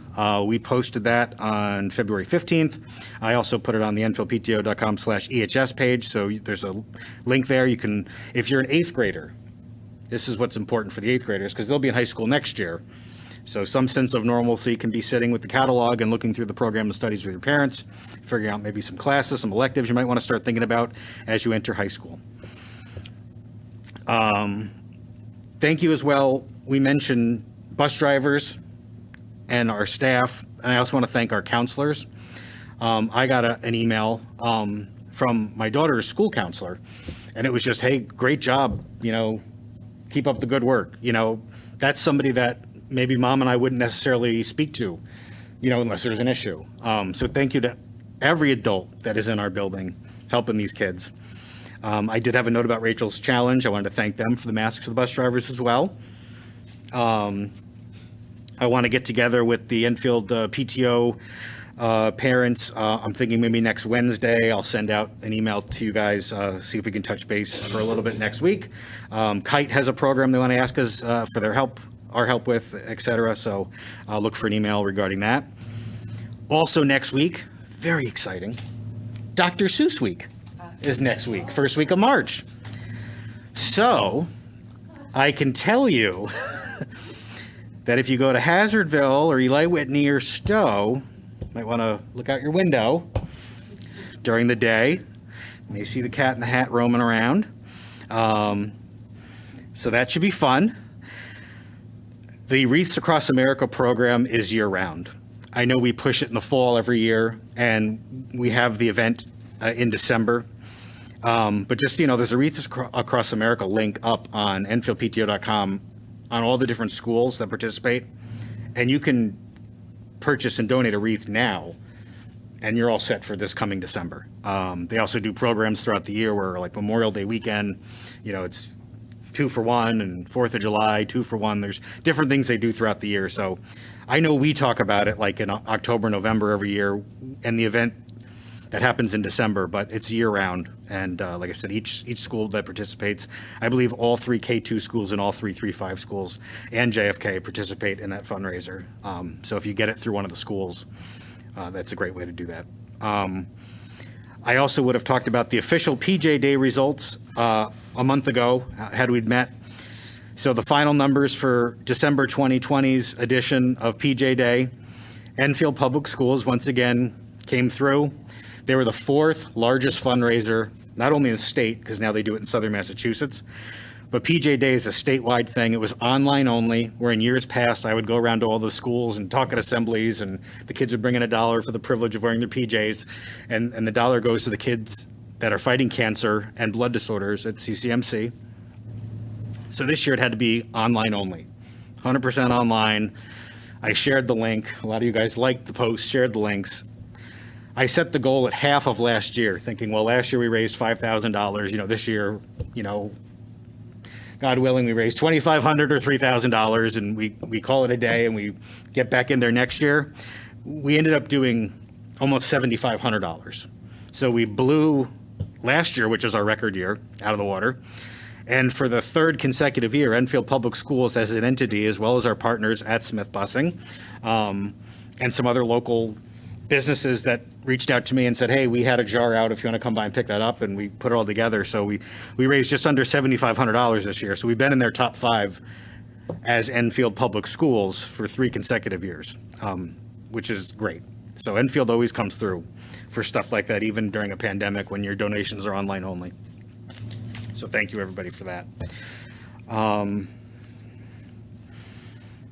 Again, I want to thank the men and women that came out tonight to speak. One thing I heard, which is, I would say we would all agree it's something worth looking into, is the stretching some sort of exercises, because we can't discredit this gift that our superintendent and his team were able to give us with these iPads. And the keyboard is the keyboard that comes with the iPads, and this is an amazing thing. And there's so many school districts out there that don't have anything yet, or they're still waiting for their things to come in, whether it's Chromebooks or iPads. We have something, but yes, you are hunched over a little bit, and you're working on them all day long, and And I get it. So yeah, maybe we come up with some stretching activities and you work the fingers out and you get back to work. We do listen to people that come, and we do listen to all the emails, and I appreciate them. And I do look forward to, as Mrs. Riley said, I have two kids that are extremely different. I know you spoke to that as well. My JFK student is great, doesn't need my help, she's smarter than I am anyway, so she just zips through all the day after day after day, and I know it's killing her from the social aspect, but the work is not suffering. She's doing incredible. Then there's the 8-year-old boy at the house who listens to the morning meeting, runs back downstairs, watches YouTube. I say, when's your next meeting? 8:25 or 10:25, Dad. All right, I see the clock tick. Ellie, it's 8:23. It's 8:24. Yeah, no, it's not. He looks at the clock. It's still 8:23. I'm like, yeah, but I was trying to get you back upstairs. His teacher has been fantastic. The 2 days he goes in, he gets caught up if he was a little behind on something. But yeah, it's polar opposites, the two kids. So I get it. So to what Charlotte said and to what another parent said tonight, it's not easy. Going back 4 days a week would be fantastic. So I look forward to those dates coming and for that to happen. So thank you again. Can I just say, you talked about Dr. Seuss and I just have visions of him running around the school. Yeah. And somebody calling, going, there's a strange man. Yeah. Running around our school just as Dr. Seuss. I Come help us. I was invited by those who might call, and they are super over the moon about it. Thank you, Mr. Seuss. Mr. LeBlanc. All right, good evening. I'll go in order of how our agenda was laid out. So first, I'll go back to the superintendent's report and ask some questions there. Actually, this one question wasn't in the report, but I feel it should be asked as a parent was looking for an answer. So in the remote setting, there were cameras that were turned off and or meetings that ended early. How are we proctoring, or how are we making sure that the individual students are being proctored through an entire time frame? Are you saying that a student turned their camera off? This would be a staff member. A staff member turned the? So I'm wondering how that's being proctored, where they may give a lesson or have the student do something and are making sure that everything's being done. Yeah, the administrators are able to get it. Okay. It was a concern from a parent. Okay. And then thank you for clarifying the ticket procedure for the athletic community. I think it's a good start to getting back to full families, full gyms, full rinks. Love to see a student section, in the near future. So thank you for that. My next question would be in regards, and this I guess would depend more on the state. So whoever is listening from the state, please do. What concerns do you have that everything's going to go great with the first shot, and then we could possibly run into complications on the second shot? Especially like supply-wise. I mean, the whole supply chain has been a mess from the start. So it's great that we get the first, but I don't have the highest faith in the state that we'd be 100% ready to go on the second, just based on how the state's acted prior. So again, I don't have a crystal ball, but if you obviously. Moving school staff to the top of the list has been something that we've been advocating for quite some time. So obviously something had to change in order to actually make that come to fruition.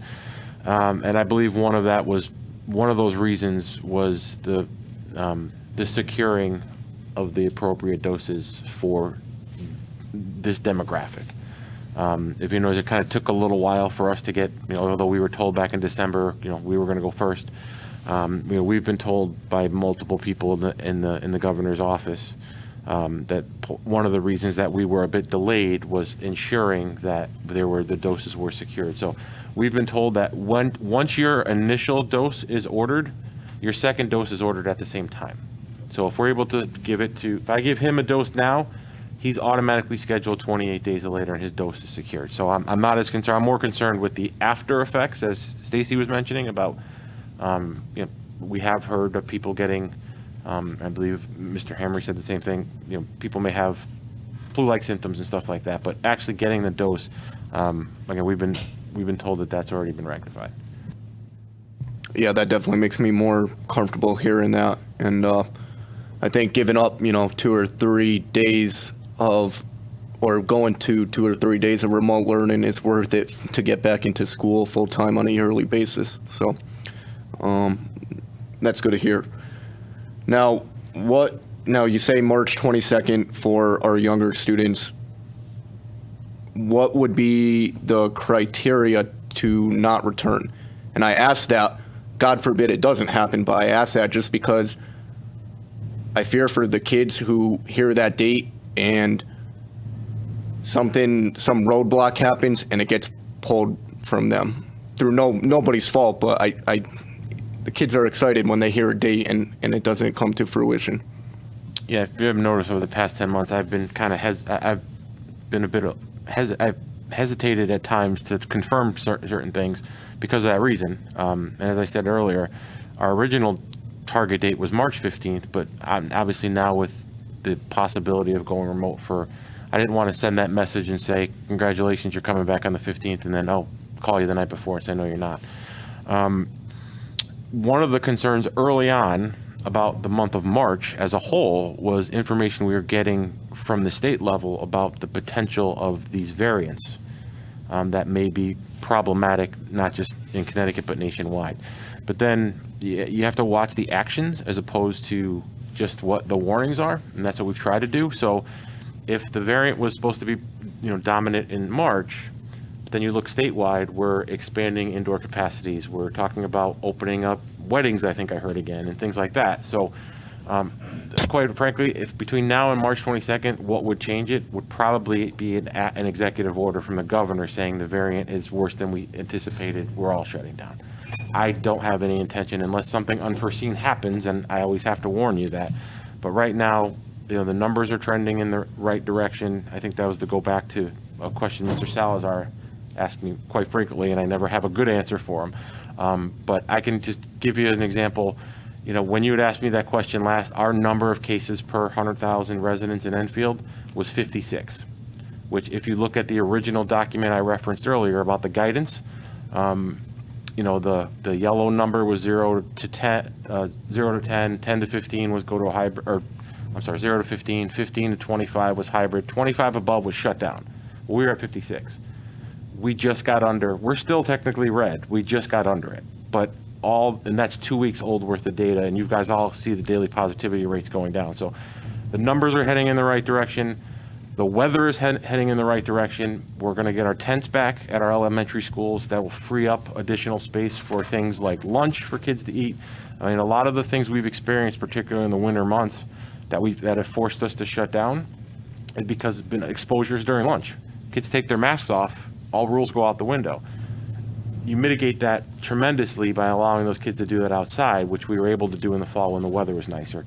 Our meteorologist is telling us, I'm not even going to say that, but we're coming, things are starting to heat up, let's just say that. So all those factors coming into it, it was the right time that I was comfortable saying that. All right, thank you very much. All right. So again, the superintendent's report, it's got my hopes high. I think it's one of the most encouraging reports we've had in a long time when it comes to in-person school again. And that's been stated in the past, we've been going through this an entire year. So the effects beyond COVID itself are starting to creep in. The amount of stories, many of which I've talked about before and that continue to pile on, are heart-wrenching from around the country and here in Connecticut in regards to lockdowns that are leading to successful students, mostly A and B students who are now failing school because of remote learning, or even worse, stories of suicides because of depression and isolation and not being able to do activities they love or see their friends, socialize, something all children are wired to do and to which science shows is critical in any youth's development. There was just another one from Fairfield, Connecticut today. I'm tired of talking about it, but it's got to be talked about because it's been happening everywhere. And to me personally, it's not talked about enough. And to parents, their frustration, it's real and legitimate. We had some come up tonight. They are the ones seeing their children go through this firsthand. Some have given up jobs to be home with their children, or taken their children to work on a daily basis, or working from home, but also balancing their children trying to receive an education at the same time. It is wearing on them as well, and I can understand the breaking point some are reaching. To the teachers, who have been balancing a totally abnormal learning environment and the roller coaster sequence with the vaccines, hopefully this can be your light at the end of the tunnel as well. On top of good vaccine news, it is also important to point out that a doctor from Johns Hopkins School of Medicine who factually pointed out that COVID numbers have dropped 77% in 6 weeks, and the possibility of herd immunity along with successful vaccination is taking effect. So, as our superintendent just said, the drop in numbers it's real, and it's a really good sign in the right direction. And, saying that, we've always been a country that's been about our future, and that future we're always talking about, our children and building for the next generation. And this pandemic has impacted them more than anybody else. So I think it's time, we start to get back to normal for them. And I know Marie talked about it earlier, the term new normal, and I don't like that, and I'm not afraid to say that. There is no new normal. The only normal is the same childhood all we adults were used to in our young ages. One with proms, graduations, tag at recess, sporting events, concerts, and yes, even a life without masks. And that environment needs to return for these children as well. We must start getting back on that path. So I spoke with having those who work in our town with mental health related concerns come to an upcoming meeting of ours. I'm happy to report an update on that. Our assistant superintendent, Andy, has been working with CHC and is looking towards having them in the fall so they have a year's worth of data and can have a strong presentation put together for us come the fall, one of our fall meetings. So I'm really, really happy to hear that. I'm also looking forward to attending my first youth mental health and wellness advisory meeting tomorrow. And lastly, on mental health, can we possibly still have Jean Hoy through the chairman to our administration? Still have Jean Hoy come to a possible March meeting as well. So that'd be great to get her, in front to answer some questions as well. So, on to better things. Welcome, Janet, and happy belated birthday to Scott, and a happy early birthday to Principal Sills tomorrow. Through much of the work of KITE, which I'm excited to talk about, Brianna Beckstrom and Jen Ryan, we were able to come up with a flyer that families can use to learn more about this Board of Education. It is the hope that this flyer generates family engagement from those who may not be all that familiar with the Board of Ed and can guide families in the right direction to who we are, what we do, our contact info, and our responsibilities as individual members. I owe a huge thank you to Brianna who met with me many times to develop this flyer. Now, as you can see on your TV, it's basically a rundown of the current 2019-2021 Board of Education members, the roles each individual holds in leadership. Then we have just some quick fast facts, just basic information about the Board of Education. The question, where do I fit in? So that all these Scan Me's, you can take a picture and it'll pop up with a link that is hooked up to that Scan Me. So the first one, where do I fit in, on the top corner, that'll take you to where all the Board of Education meetings are on YouTube. So if you want to watch them, and they're posted all over the PTO pages as well, but this link will get you directly to the Enfield TV YouTube page which is where our meetings are, what's the word I'm looking for? Archived, exactly. Thank you, Bill. Then you have two more at the bottom. How do I reach them? So down here on the left-hand corner, school and community liaisons. We're all assigned a school or two that we represent as individual board members. That link will take you there and show you where each board member, who each board member is a school liaison for. Right to the right of that is our Board of Ed contact info. And that's just our emails and our phone numbers, addresses, all the basic information about us. So if you're looking how to get in touch with the entire board or any individual board member, I think this would be a great sheet to pass along to the school systems. So I've shown it to both sides of leadership, and if it's good to go and everybody likes what they see, this would be a great thing to post on our Enfield Public School website, Facebook, Scott with the PTO pages, newsletters, principal newsletters, anything like that, just to get families more engaged with their local Board of Education. And then continuing on with KITE, they had some, and Stowe Early Learning Center to go along with that, they had some updates they would like me to share. Dive into Diversity has been engaging families throughout the district in fun, meaningful, and creative ways. The first ever Pop the Trunk was a huge success. 35 families came to learn about preschool programs through Enfield Public Schools. Now bear with me because this is in regards to transition to kindergarten. They hold an event that is usually held at the JFK Auditorium, but due to COVID complications, this year will be virtual. The event provides opportunities for parents to hear about the registration process, curriculum, and structure of a kindergarten day. Mr. Drezik, our nursing supervisor, primary principals, teachers, PTO reps, and a current kindergarten parent would all speak at this event. Due to it being virtual, the event will be different, but the content the same. Here's how it's going to work. On Tuesday, April 6th, parents will be able to do a drive-by pickup of a packet full of informational content. 2 pickup times are available on April 6th. One is 6:30 a.m. to 8:30 a.m., and the other is 5 p.m. and 7 p.m. Pickup locations are at the front of Alcorn and at the front circle of the annex. Then 6 days later, on April 12th, there will be a video presentation and PowerPoint by all the presenters, which will be available on the KITE and Enfield Public School website.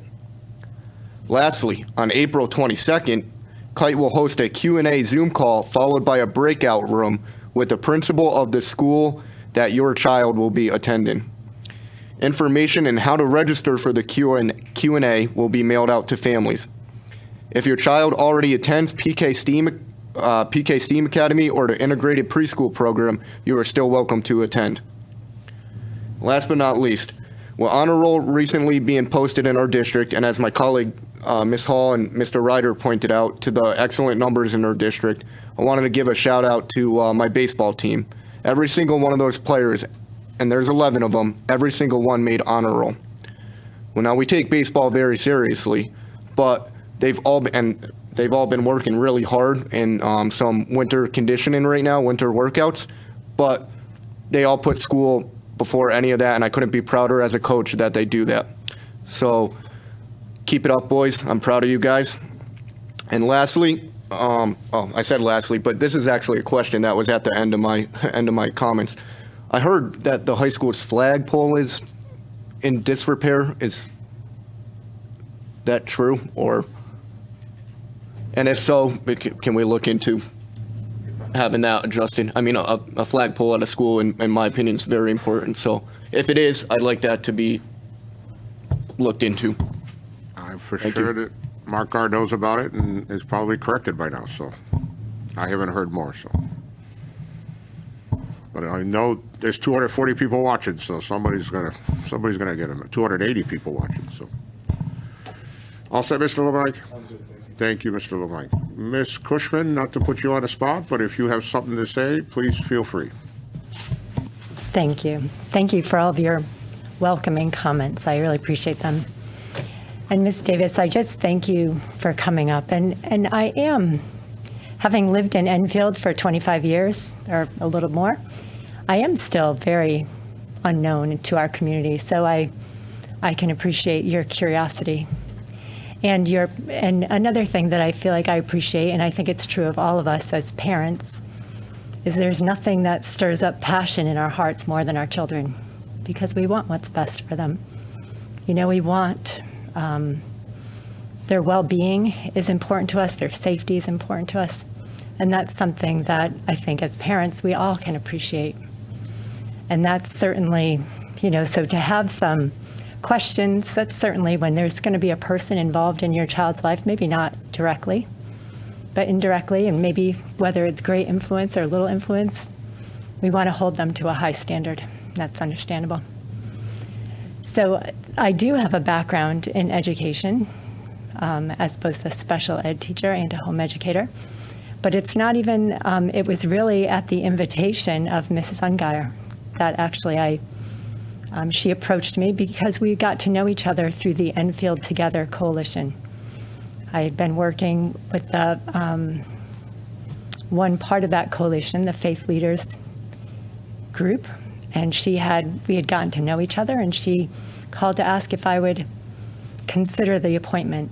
And being in a new season of my life where my children are now grown, I really saw this as an opportunity for having lived in this community for a long time and really enjoying and feeling invested in this community. I just saw this as an opportunity to serve families, to serve the children. And I really see that each one of them has great value and deserves to be in a school where they'll be safe and where their education will be fruitful. So I just, I know that's brief, but I thank you. Thank you all for coming. Thank you very much. Mr. Salazar.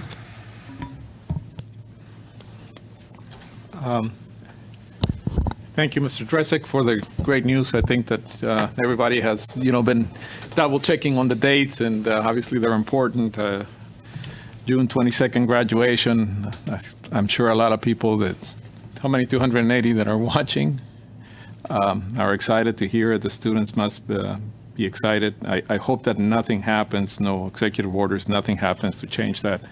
And I hope along with the graduation, obviously all of the other details that are important about a senior's year, we can start seeing happen, maybe proms, those kinds of events. You stated earlier that seniors are not necessarily more important than any other student in the school, but I think it's the events that happen in your senior year that make you look forward to that, right? Living that and acknowledging that you've achieved something, and then you have some, let's call them maybe rewards, for lack of a better word. And so they're very important, and I'm happy and glad to hear that we're about to get back on track. So that's very good news. Thank you for sharing that. And again, my hope is that nothing is going to derail those intentions. I also want to take this opportunity to formally congratulate Ms. Burlingame for being the 2021 Teacher of the Year. And somebody else mentioned it. We have a student, if I pronounce her name correctly, Aislinn Ferris, who did qualify for the Olympic trials. I wish her, well, first of all, congratulations, and I wish her best of luck in Omaha. I guess she'll be competing there in June, looking for that spot in the team, which I hope she gets for her benefit, and also because she would be a great representative of the town. So it would be excellent to have somebody represent the town in that way. But it's a congratulations to her own personal achievement.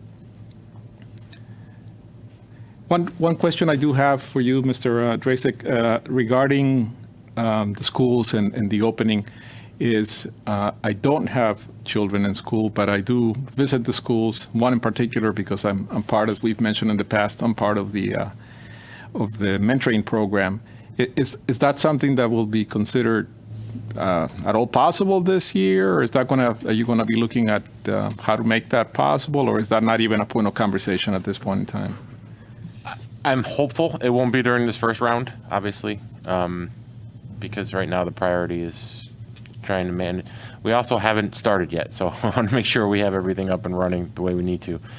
If it's, I understand, the importance of not just having mentors, but the impact that it has on our kids too, and that's something that our folks who run that program are reminding me on a daily basis that because the virtual connection there is lost. So if there's a way that we can make that happen, I'm certainly open to it. We just want to make sure that we're following everything and not jeopardizing, having to get back into another school closing issue. So I can't definitively say yes, but I can tell you we are talking about it with the hopes that we'll be able to do something this year. And again, it might be an instance of, again, if the weather's nicer, having an opportunity to meet outside, that may help mitigate some of the concerns we'd have about doing things indoors. Yes, I thank you for considering it, and I would continue to ask to please do, right? It's our time together is reduced, and it's virtual, and I think having that connection, even if we have to distance 6 feet away, would still be much better than just watching each other over the computer screen. So thank you for that. Please consider it. That is it, Mr. Chairman. Thank you. Thank you, Mr. Salazar. Mr. Unger.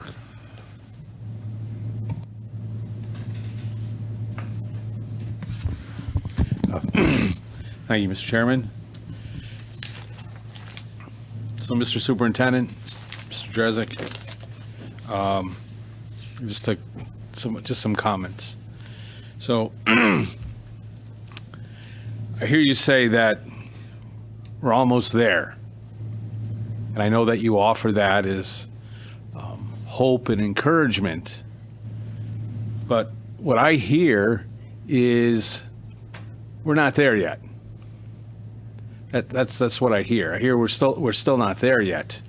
And so I'm wondering if we have exhausted all the alternatives that we have available to us to help expedite the process. And I'm thinking of you talked about we're waiting on doses. Is there anything that we can do to help expedite, to be sure that we could get these doses? Have we employed or solicited our state representatives, Ms. Hall or Mr. Arnone or John Kissel? Have we asked them to speak on our behalf at the government level? Apparently, these are the people making the decisions as to when we get these doses. But I listened to a lot of the parents, some of them who spoke here tonight, and anything that we could do to improve that, a day, 2 days, 3 days, a week, would be a significant benefit to many, many parents and to certainly to all of our children. So you talked about the nurses, maybe having to take nurses out of the school, but why not have the nurses administer doses after school? There's other considerations and things that could be perhaps done to help expedite the process. I'm just asking the question: Have we given thought to other avenues, anything that we could do to help expedite that process? There's an old saying of the squeaky wheel, and squeaky wheel syndrome. I'm sure you're familiar with it. That sometimes we need to squeak a little bit in order to get some answers that we desperately need. And I'm sure other people are squeaking. And if we're not, we need to be. Well, I can assure you, Mr. Unger, after our last board meeting, I think I've been classified as the squeakiest that there is, especially on this topic. And it has not gone unnoticed regionally and statewide. I don't know. I can assure you, and I think Mr. Crizel actually saw it in action in the last couple of days, that we are exhausting every option we have to expedite the process. Unfortunately, those who are, I don't even think it's necessarily a case of trying to lobby, because every district is in the same boat. And the lobbying that took place, I think, is what got us to this point where we're able to start the clock on March 1st when it comes to the vaccine.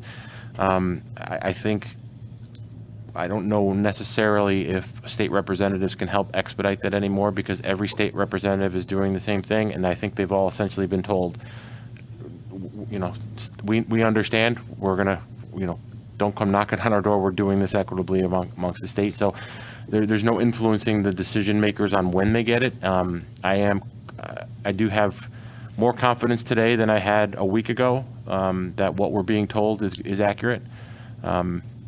But as far as, you know, what we're trying to do, we are exhausting every means possible, including reaching out to partners we didn't have previously to try to expedite this for our community here.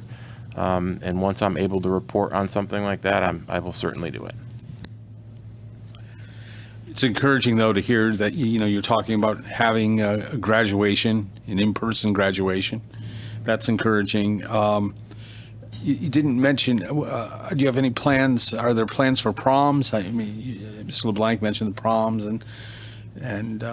so if you're thinking about having proms, probably something outside that would require a tent. Are we looking now at getting those things into place, like making reservations for a tent now, anticipating that we'll be okay at the time? At least we have a plan in place, and we're working to make that happen. There are discussions about planning events like that if possible now, but you also have to understand the rules would still apply, whether you're in a tent and then you have to get permits. So that those conversations are happening, but we also have to sort of parcel through what we're still permitted to do. So I know somebody had asked about a prom, because again, the headline was you might be able to have weddings again, so why not a prom? But then you go to the capacity rules, and a lot of the venues are just not having events like that. So something like doing it outdoors and things like that. I could tell there's a lot of chatter at Enfield High School right now about trying to create opportunities for kids to make up for what they lost. But I wouldn't be comfortable saying anything beyond that right now, because they'll kill me. Yeah, anything that we could do to make this a better year for our kids would be a real plus, a real encouragement for them to look forward to having something to look forward to. And then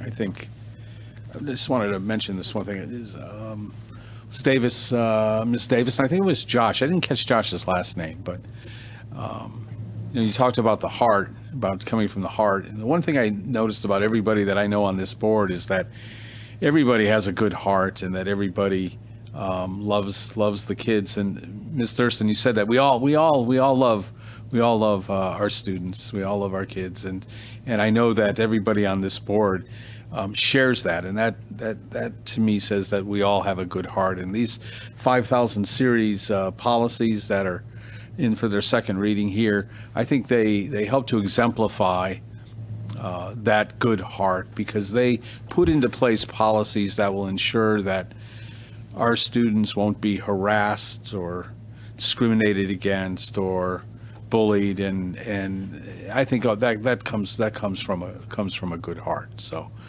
I'd like to finish with that. So thank you. Anyone else want to go before I know I'm going to be short, I promise. They took up all my time, but this is the way, I love this way, because you guys say everything that I don't have to. So I'm very happy being last, because you pretty much, you've hit every base, and that's what I love about this board. So I do have one announcement, seeing we have our new member. She is going to fill the Open Space on Finance Committee, along with Mr. Ungeier's chair, Ms. LeBlanc, which at the next meeting on the 8th will probably be appointed as secretary. I am the alternate, and Ms. Hall is another alternate. And under curriculum, she is going to fill an alternate position, chaired by Mr. LeBlanc, Mr. Salazar. Ms. Hall is secretary. Ms. Cushman will be an alternate, and Ms. Thurston will be an alternate. So that fulfills all. And then for the Adopt a School, she is going to take Ms. Costa's place in Parkman, and these will all be distributed to all the members later this week in our update. So with that, and that's it. And then I just have one thing I was going to bring up at the last meeting, but we didn't have a last meeting. I attended the Fort Chaplain Mass that happens every year at St. Patrick's Church. It was a little less this year because of COVID, but it was well attended. I want to thank the Veterans Council and the John Machowick Post for that. They do it every year, and it so happens that Enfield is the only town that has the continuous. They've been doing it for so many years that we're the only town left that does this ceremony every year. And I encourage it. There's a gentleman that comes up from Philadelphia every year to speak. He's part of the Fort Chaplain Memorial, I believe it is, down in the Navy Yard in Philadelphia. And I encourage you to look into it next year. Hopefully, without these, we'll get a little more people in there, and it's a very well, and I thank our veterans for doing that every year out of the kindness of their heart. They really do. So, and like I said, everything else was pretty much brought up. I do. How many years have they been doing it, Mr. Chair? I want to say it's been at least 50 years now, but I could be wrong. I can find out about that. But just curious. But it started at St. Adalbert's, and then it moved over to St. Patrick's. And it's a great ceremony. So now I lost my train of thought. Thank you, Mr. Salazar, but that's okay. Again, thank you, everyone. Thank you for everybody who spoke. A few of you did bring tears to my eyes, because I do realize it's very hard. I don't even like looking at these things, and I can imagine what the kids go through. They have to look at this, and the sooner we can get this vaccine, the sooner we can get our arms shot in, and the sooner we can get them back in school and get to some normalcy. You know, like I said, the last year is gone, forgotten, behind us. But if we could, we're doing all that we can. And, you know, I do come to Central. I miss going to schools. I want to see the kids. I love kids. And I've been asked, why don't you come into school? I can't. It's just not allowed. I can't break the rule for me. If they can't go or they can't go, I can't do that. But I do try to check into central office as much as I can. But again, I love this town. I love our staff. I love what they do. And just keep it up. And we're close. We're just so close. That's all I have to say. We're so close. So I'm going to leave it at that. Thank you all.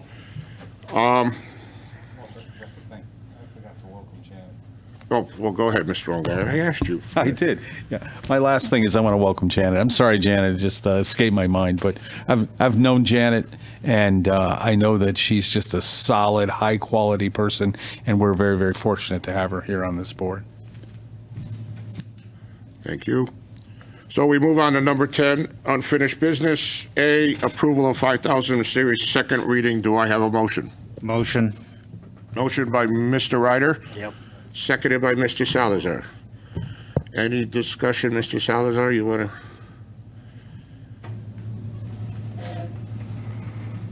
Summarize it.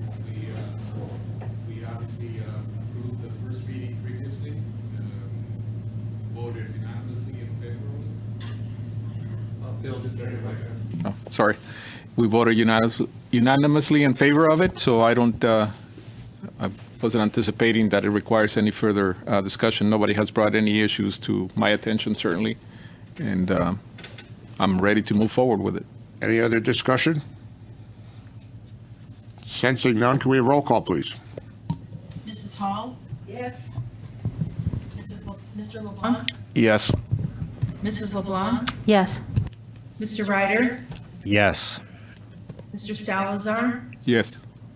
Mrs. Thurston? Yes. Mr. Ungary? Yes. Mrs. Cushman? Yes. Chairman Krizel? Yes. Motion passes. Thank you. 11, A, approval of 2021-2022 school calendar. Do I have a motion? Motion by Ms. LeBlanc, seconded by Mr. LeBlanc. I do know Mr. Ryder, discussion, and I know Mr. Ryder wants to make an amendment or whatever. If I you have a want. suggestion to the calendar on December 23rd to make that an early release day with lunch. So is that Kathy, is that an amendment we need to vote on, or just as amended? Yeah, we could do it as amended. Okay. So are we, consensus is we're good with adding that half a day?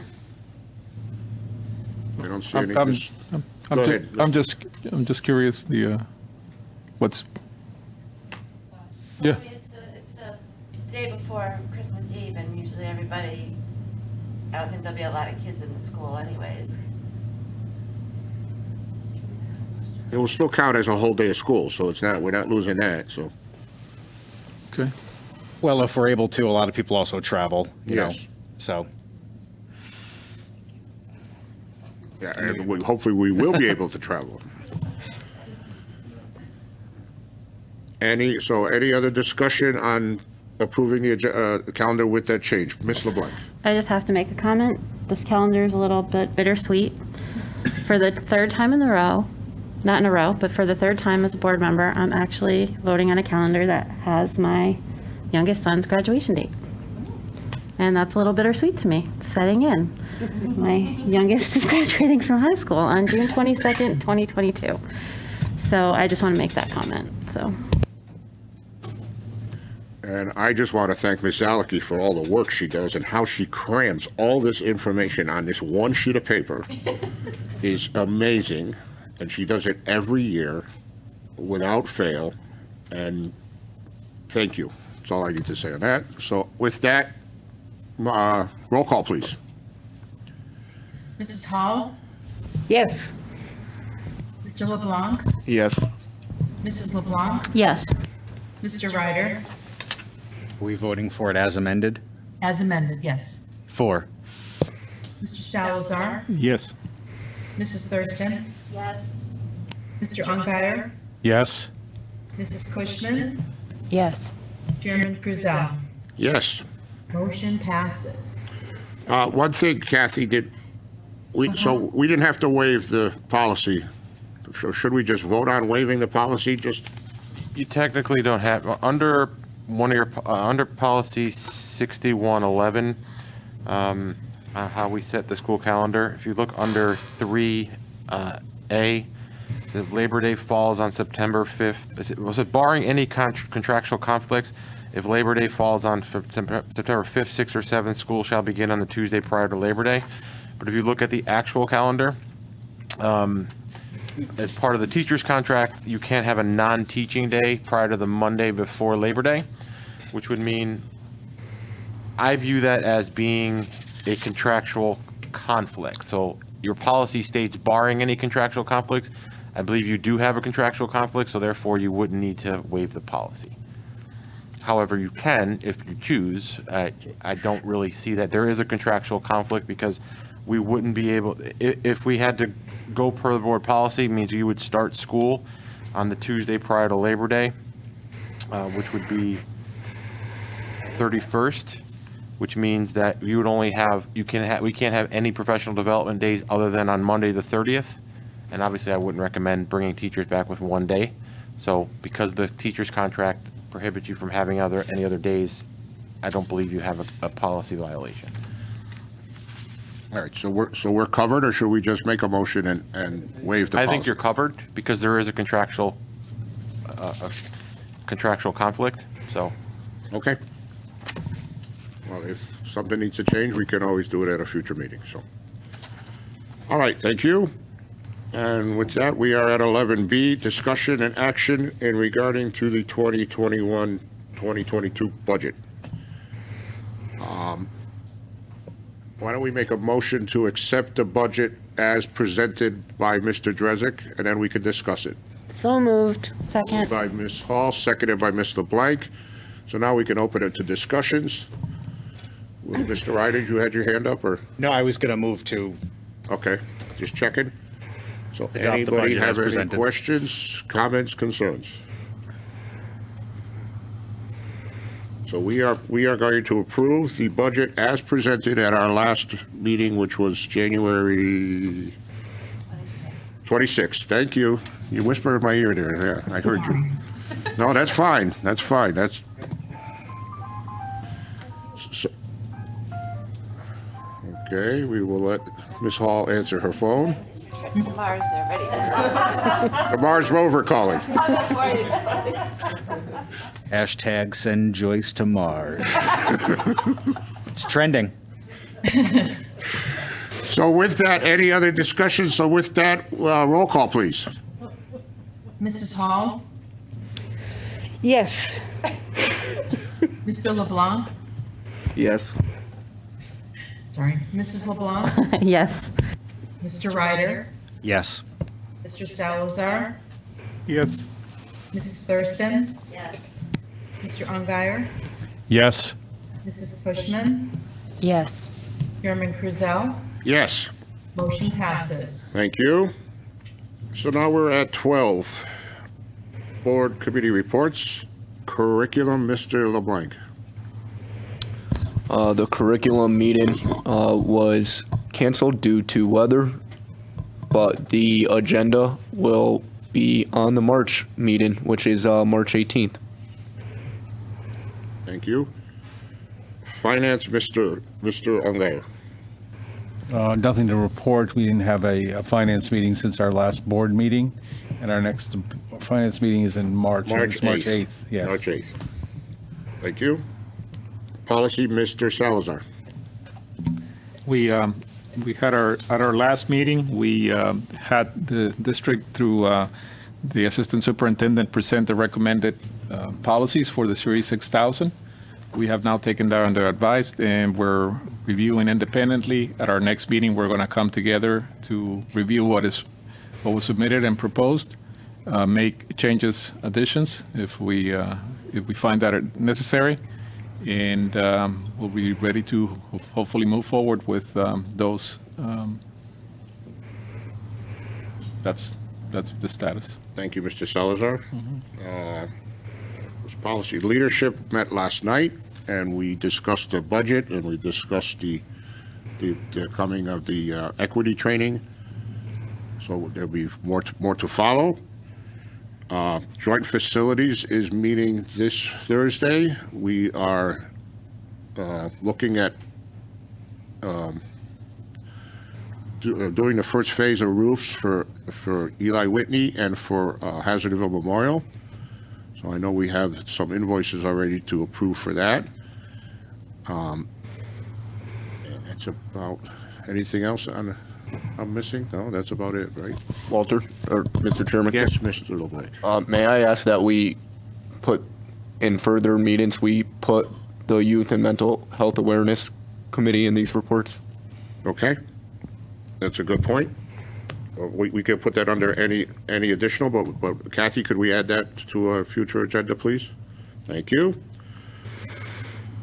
That was Joint Facilities. JFK, we have good news. We have the Blue Wing is open. I don't know if Mr. Ryder wants to get any comments from one of his was We didn't put in there? move.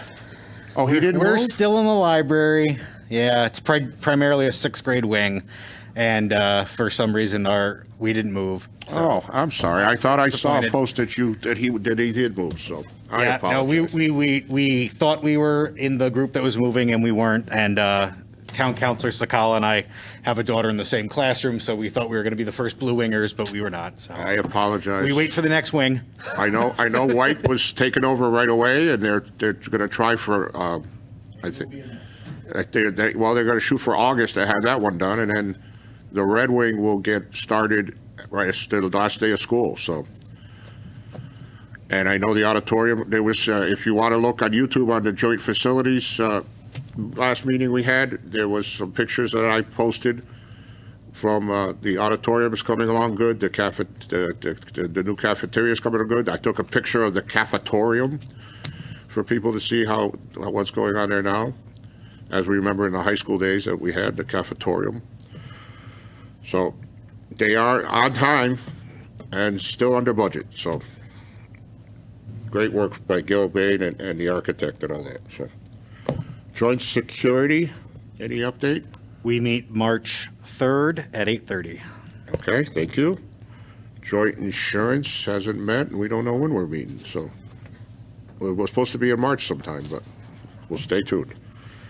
And do you have any comment under additional, Mr. LeBlanc, about, or it's because you're meeting tomorrow, right? Are you going to that meeting tomorrow? So you'll have some comments next meeting. Great. Number 13, approval of minutes, regular Board of Ed meeting minutes, January 26, 2021. Do I have a motion? Motion. Motion by Ms. LeBlanc, seconded by Ms. Hall. Any discussions? Show of hands, all in favor? We have 8 in favor, not 8? And 1 abstention by Ms. Thurston.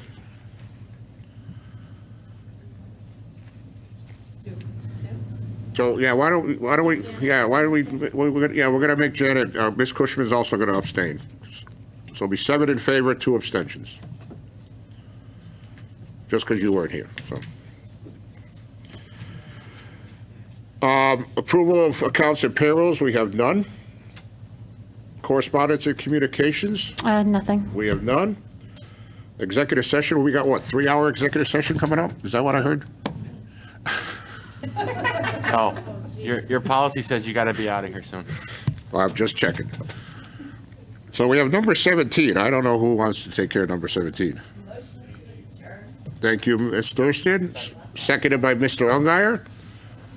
All in favor? We are adjourned. Thank you very much. Thank you for all you watching on YouTube, too.